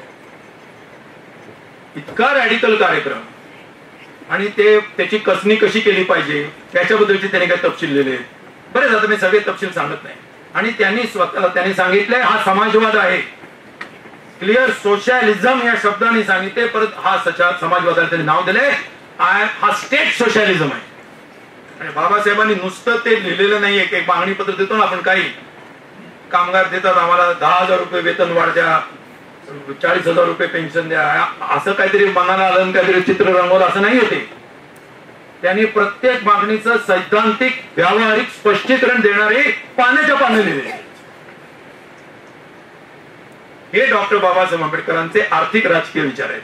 ते पुस्तकाच्या नावावरून काय होतं, मिसलिडिंग होतं. लोकांना वाटतं स्टेट्स अँड मायनॉरिटीज म्हणजे फक्त अल्पसंख्याकांच्या अधिकाराबद्दल किंवा शेड्यूल कास्ट शेड्यूल ट्राईबच्या अधिकाराबद्दल लिहिलेलं. त्याच्याबद्दल आहे त्याच्यात, पण ते हा सुद्धा त्याच्यात एक खूप महत्वाचा भाग आहे. हे त्यांचे आर्थिक विचार आहेत. आणि हे म्हणजे डॉक्टर बाबासाहेब आंबेडकरांचे अनुयायी म्हणणारे सुद्धा डॉक्टर बाबासाहेब आंबेडकर समाजवादी होते ते लपून ठेवतात. म्हणजे काय कमाल आहे. म्हणजे नाव कोणाचं घ्यायचं आणि आपण पालखी कोणाची उचलतो, बऱ्याच लोकांना कळत कसा प्रकार झालेला आहे. आणि त्यांचा आता हा जो सगळा पुढचा जो भारताची जी नियोजित आर्थिक विकास ही जी सगळी एकावांपासून घेतलेली धोरणं आहेत त्या धोरणामध्ये तुम्हाला दिसतात. डॉक्टर बाबासाहेब आंबेडकरांनी भारतातले जे कामगार कायदे आहेत त्या कामगार कायद्याचा पाया डॉक्टर बाबासाहेब आंबेडकर हे व्हॉइसरॉयच्या मिनिस्ट्रीमध्ये मिनिस्टर असताना, मिनिस्टर म्हणजे त्याला अधिकृत मिनिस्टर म्हणायचे नाही, पण एका खात्याची जबाबदारी असताना मजूर विषयक, आणि नंतर स्वतंत्र भारताच्या मंत्रिमंडळामध्ये पुन्हा कामगार मंत्री म्हणून जबाबदारी असताना त्यांनी, मी 5 कायदे तुम्हाला सांगतो, आता मी असा हवेत बोलत नाही होतं ते केलं असं एक पोवाडा बोलण्यासारखं नाही बोलत मी ऍक्च्युली कॉन्क्रीट एव्हिडन्स आणि स्पष्ट सांगतो. 1 इंडस्ट्रियल डिस्प्यूट ऍक्ट, वर्ष सांगतो, बाकी पुढे बोलण्याची गरज नाही. इंडस्ट्रियल डिस्प्यूट ऍक्ट, आज हे सगळे पायाभूत कायदे आहेत. आता ते बदलण्याचं सगळं झालेलं आहे, परंतु अजून तरी महाराष्ट्रात ते लागू झालेले नाहीये, म्हणजे हिंमत होत नाही म्हणून. तर 1947 साली झालेला इंडस्ट्रियल डिस्प्यूट ऍक्ट पायाभूत कायदा आहे. Industrial employment standing orders act 1946 पायाभूत कायदा आहे. Employee state insurance act 1948, factories act 1948, provident fund act 1952, हे सगळे कायदे, हे मिनिमम वेजेस ऍक्ट 1948, हे सगळे वर्ष आहेत की ज्या वर्षामध्ये डॉक्टर बाबासाहेब आंबेडकर हे पंतप्रधान नेहरू, लक्षात घ्या त्याचं तितकं क्रेडिट पंतप्रधान नेहरूंना सुद्धा आहे. बाकी कोणी काही बोलू देत त्यांच्याबद्दल, ते पुढे बघू त्याचा विचार काय करायचा तो. परंतु नेहरूंच्या काळामध्ये झालेल्या या गोष्टी आहेत. आणि याच काळामध्ये डॉक्टर बाबासाहेब आंबेडकरांच्याच प्रयत्नामुळे आणि नेहरूंच्या सुद्धा प्रयत्नांमुळे भारतातल्या हिंदू स्त्रियांनी आणि त्याचा परिणाम म्हणून इतर धर्मातल्या सुद्धा स्त्रियांना काही थोडेफार अधिकार मिळाले नाहीत, मिळाले पाहिजेत खरं म्हणजे, पण मिळालेले नाहीये. तर त्या हिंदू स्त्रियांनी, समस्त हिंदू स्त्रियांनी याच्याबद्दल डॉक्टर बाबासाहेब आंबेडकरांचं ऋणी असलं पाहिजे. शिक्षणामधलं कार्य तर झालं जुनं. हिंदू कोड बिल हे जे आलं त्याच्यामध्ये डॉक्टर बाबासाहेब आंबेडकर आणि पंडित नेहरू यांचा पुढाकार होता. पण काँग्रेसमध्ये एवढा विरोध झाला, इतके सनातनी विचाराचे लोक होते, बाहेर तर होतेच, पण काँग्रेसमध्येच लोक त्यावेळेला काँग्रेसच्या अंतर्गत पण होते. आणि ज्या विचाराच्या लोकांना आज मुस्लिम पर्सनल कायद्यामध्ये सुधारणा व्हायला पाहिजे, मलाही व्हायला पाहिजे ते सुधारणा, माझा अजिबातच विरोध नाही त्याला, परंतु जो ज्याच्याबद्दल आज एका समाजाला दोषी देत आहेत हे लोक त्यावेळेला हिंदू कोड बिलाला विरोध करत होते. आणि ते हिंदू कोड बिलाला पूर्ण मान्यता जसं बाबासाहेब आंबेडकरांनी तयार केलं होतं तसं एकसंध घेता आली नाही. त्याचं कारण नेहरूंना माघार घ्यावी लागली अंतर्गत विरोधामुळे, आणि त्यांनी ती घेतली. याचा बाबासाहेबांना राग आला आणि त्यांनी सांगितले की तुम्ही हे एका प्रकारे कच खाल्लेली आहे, आणि त्याच्यामुळे आणि इतर काही थोडीफार कारणं होती. त्या कारणामुळे मी मंत्रिपदाचा राजीनामा देते आणि ते 1951 साली मंत्रिमंडळातून बाहेर पडले. पण राग कशासाठी होता की 100ची अपेक्षा होती तुमच्याकडनं, आपण 100ची तयारी केली होती आणि तुम्ही हप्त्याने 30-30च्या हप्त्याने आपण हे करू. कोर्ट बिल झालं शेवटी मंजूर, परंतु ते हप्त्याने करावं लागलं. याचा त्यांना राग आला. त्यामुळे की तुम्ही स्पष्ट भूमिका घ्यायला पाहिजे. म्हणजे नेहरू आणि डॉक्टर बाबासाहेब आंबेडकर मतभेद नक्की झाले, परंतु ते कुठल्या मुद्द्यावरती झाले लक्षात. प्रागतिक कार्यक्रम किती पुढे रेटायचा किंवा किती पुढे रेटू शकतो किंवा रेटू शकत नाही याच्या जजमेंटवरचा तो मुद्दा आहे. राजकीय तडजोडीचा किती तडजोड करायची किंवा किती करायची नाही याच्याबद्दलचा मुद्दा आहे. म्हणजे मला आठवणते थोडीफार की आमच्या डाव्या पक्षाचे लोक आग्रह धरणार मिनिमम सीताराम येचुरी आमचे की हे व्हायलाच पाहिजे ते व्हायलाच पाहिजे, मग तिथं भांडण होणार. मग शेवटी नाईलाजाने 8 साली आम्ही पाठिंबा काढून घेतला. असो, तर सांगायचा मुद्दा असा की हे मतभेद या स्वरूपाचे आहेत. तर डॉक्टर बाबासाहेब आंबेडकरांचे हे जे विचार आहेत जे आर्थिक, औद्योगिक आणि अगदी चलनविषयक म्हणजे अत्यंत डीप फायनान्शियल सिस्टीम मध्ये जाणारे असे जे आहेत या सगळ्याचा वारसा आपल्याला घेतला पाहिजे. आणि एकच मुद्दा सांगू, 18 साली डॉक्टर बाबासाहेब आंबेडकरांनी 18 साली या माणसाचा अभ्यास वेळ काय कसं मॅनेज करायचं मला कल्पनेच्या बाहेरची गोष्ट, अक्षरशः कल्पनेच्या बाहेर कोणीच करू शकणार नाही. एखादा पूर्ण वेळ 24 तास प्राध्यापक असलेला माणूस सुद्धा करू शकणार.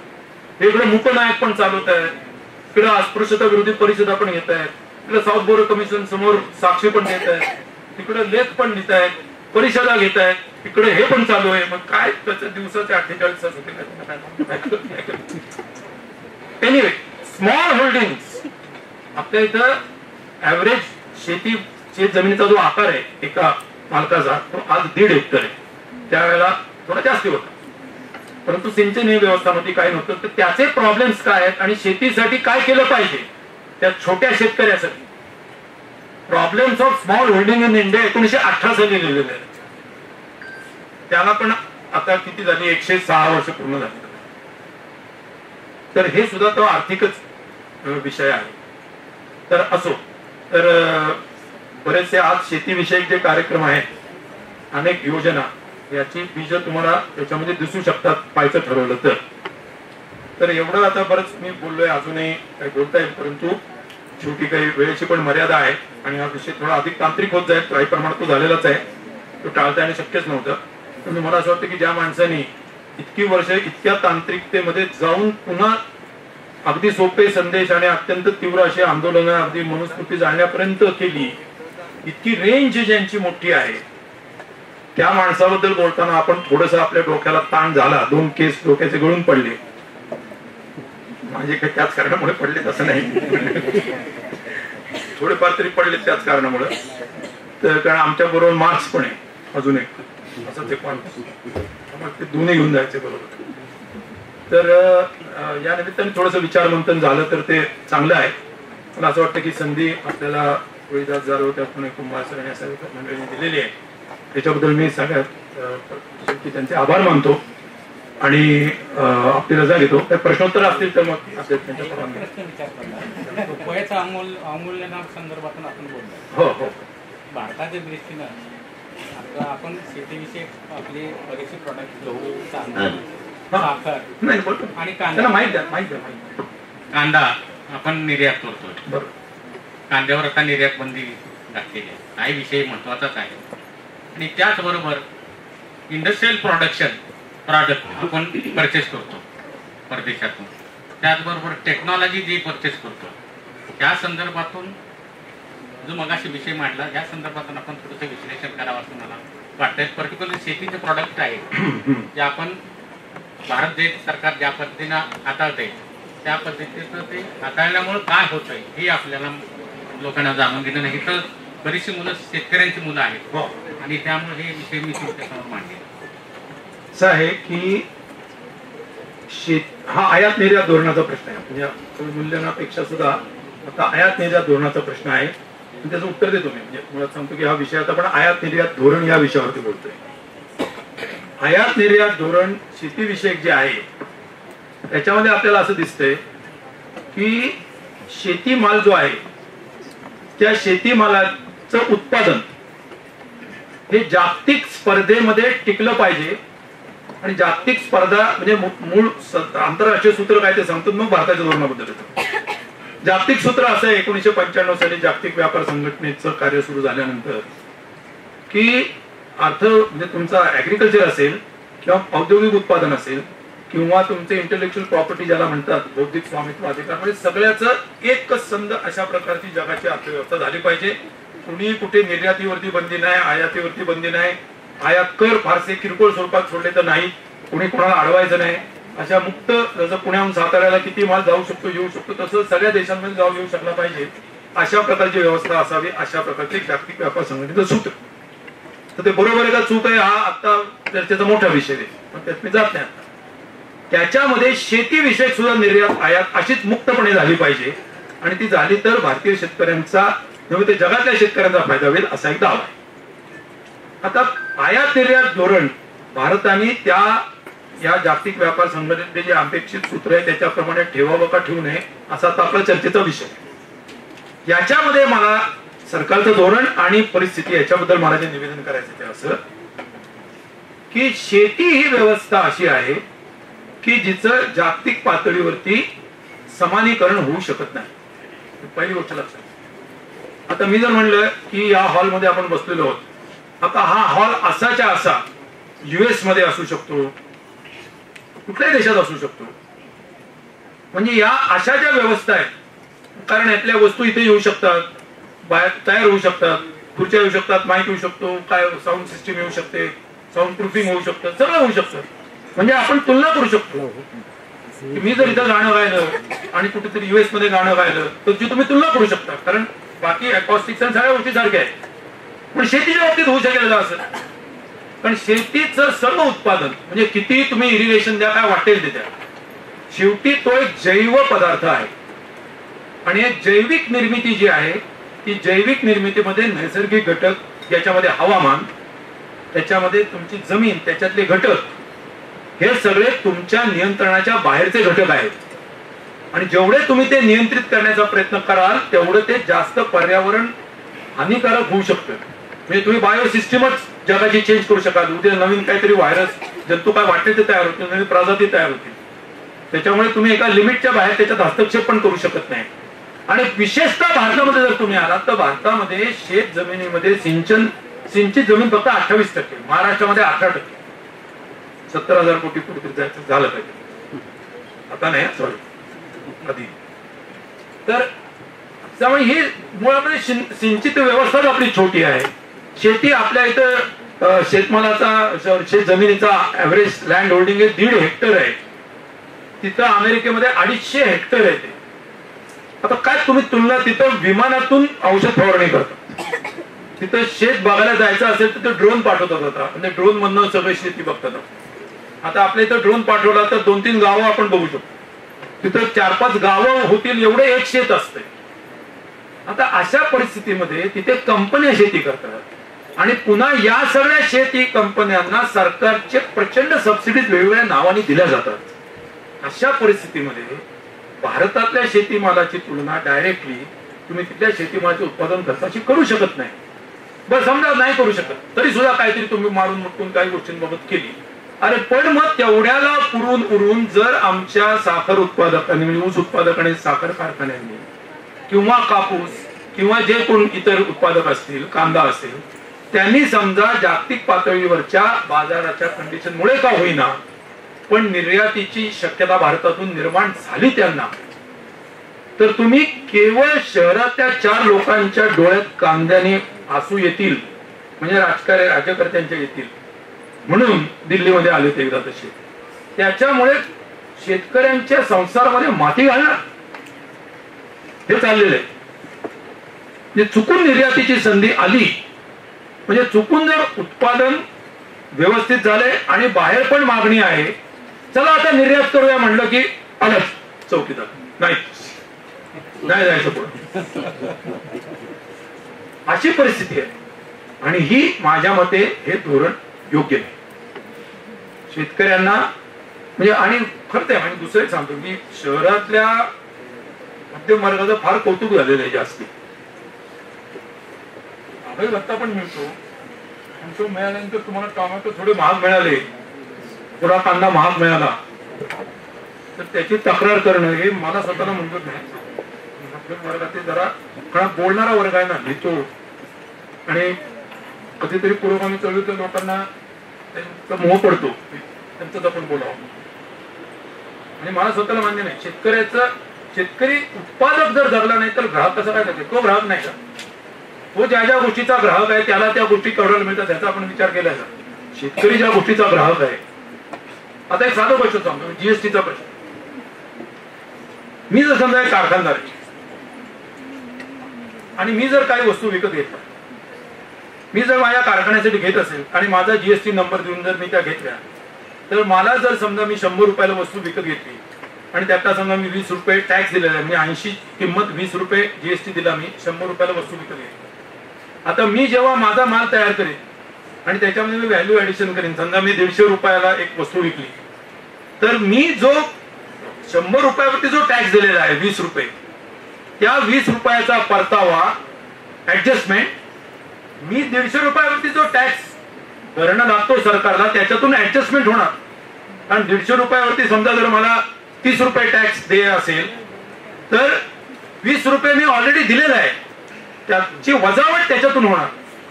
म्हणजे माझी जी खरेदी आहे त्याच्यावरती मी दिलेला टॅक्स माझ्या विक्रीवरती मी जो टॅक्स वसूल करून त्याच्यातून वजा होणार. शेतकऱ्याच्या बाबतीत होतं का? आता शेतकरी जेव्हा एखादा माल खरेदी करतो तेव्हा तोही जीएसटी देतोच ना. त्यांनी जो जीएसटी दिलेला आहे त्या जीएसटीची वजावट तो जेव्हा धान्य विकतो म्हणजे जणू काय तो ग्राहक म्हणूनच खरेदी करतो, तो उत्पादक म्हणून खरेदी करतोय ना. हा मुद्दा आहे.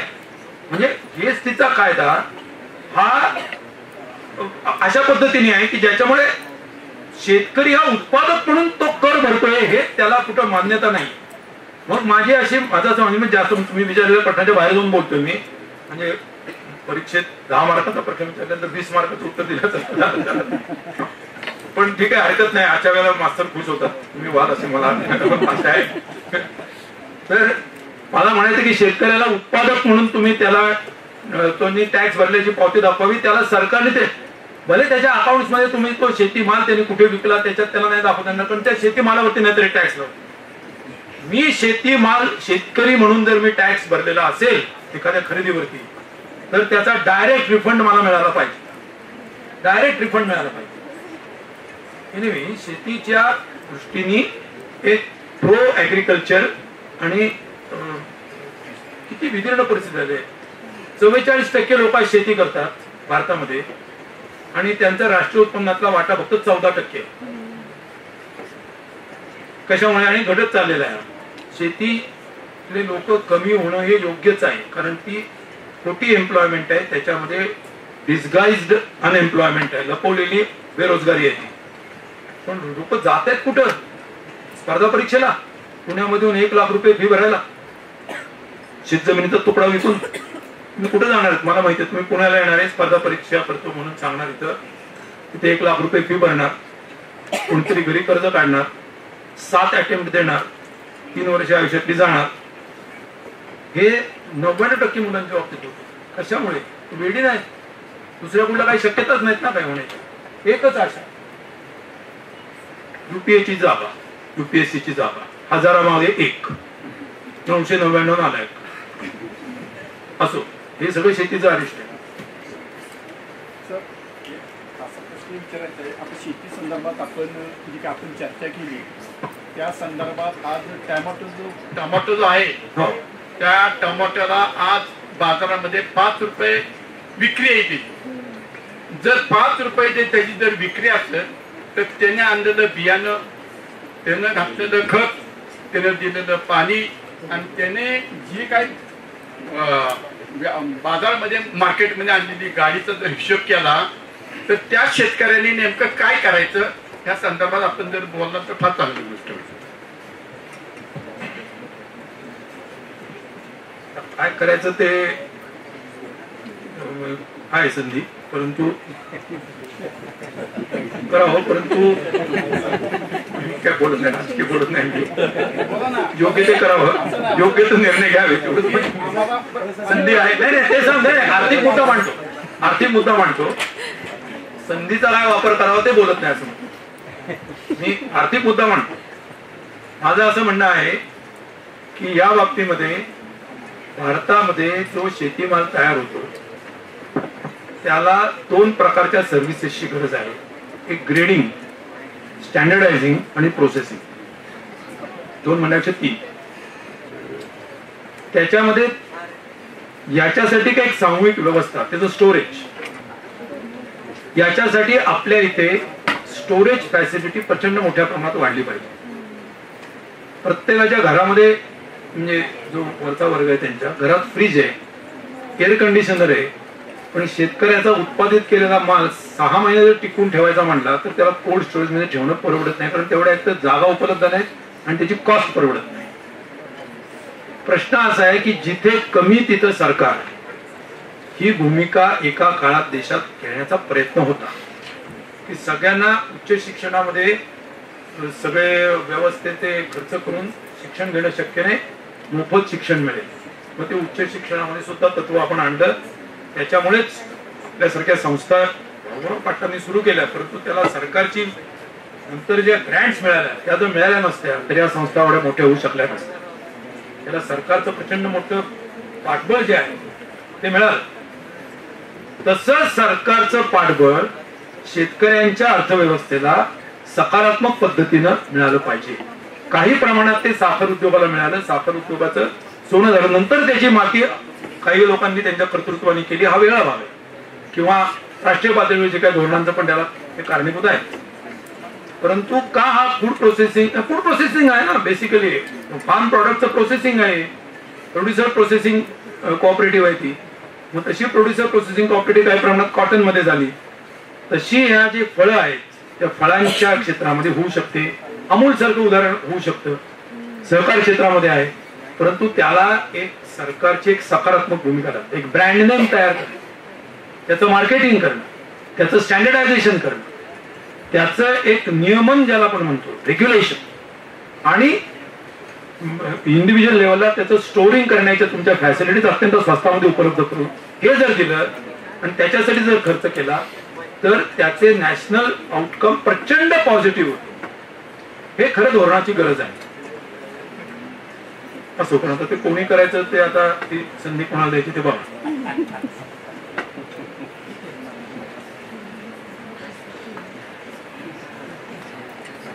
विद्यार्थ्यांच्या तुम्हाला प्रश्न विचारायचे का?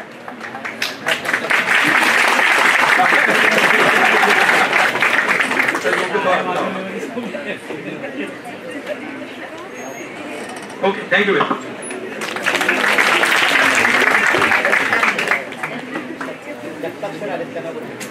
आदरणीय जगताप सरांना विनंती करतो, जोरदार टाळ्या झाल्या पाहिजेत जगताप सरांसाठी. या ठिकाणी त्यांचं बुके देऊन आपण स्वागत करूया. नुकतंच भोरच्या वतीनं युवा उद्योजक म्हणून त्यांना सन्मानित करण्यात आलेले आदरणीय चंद्रकांत जगताप सरांचं या ठिकाणी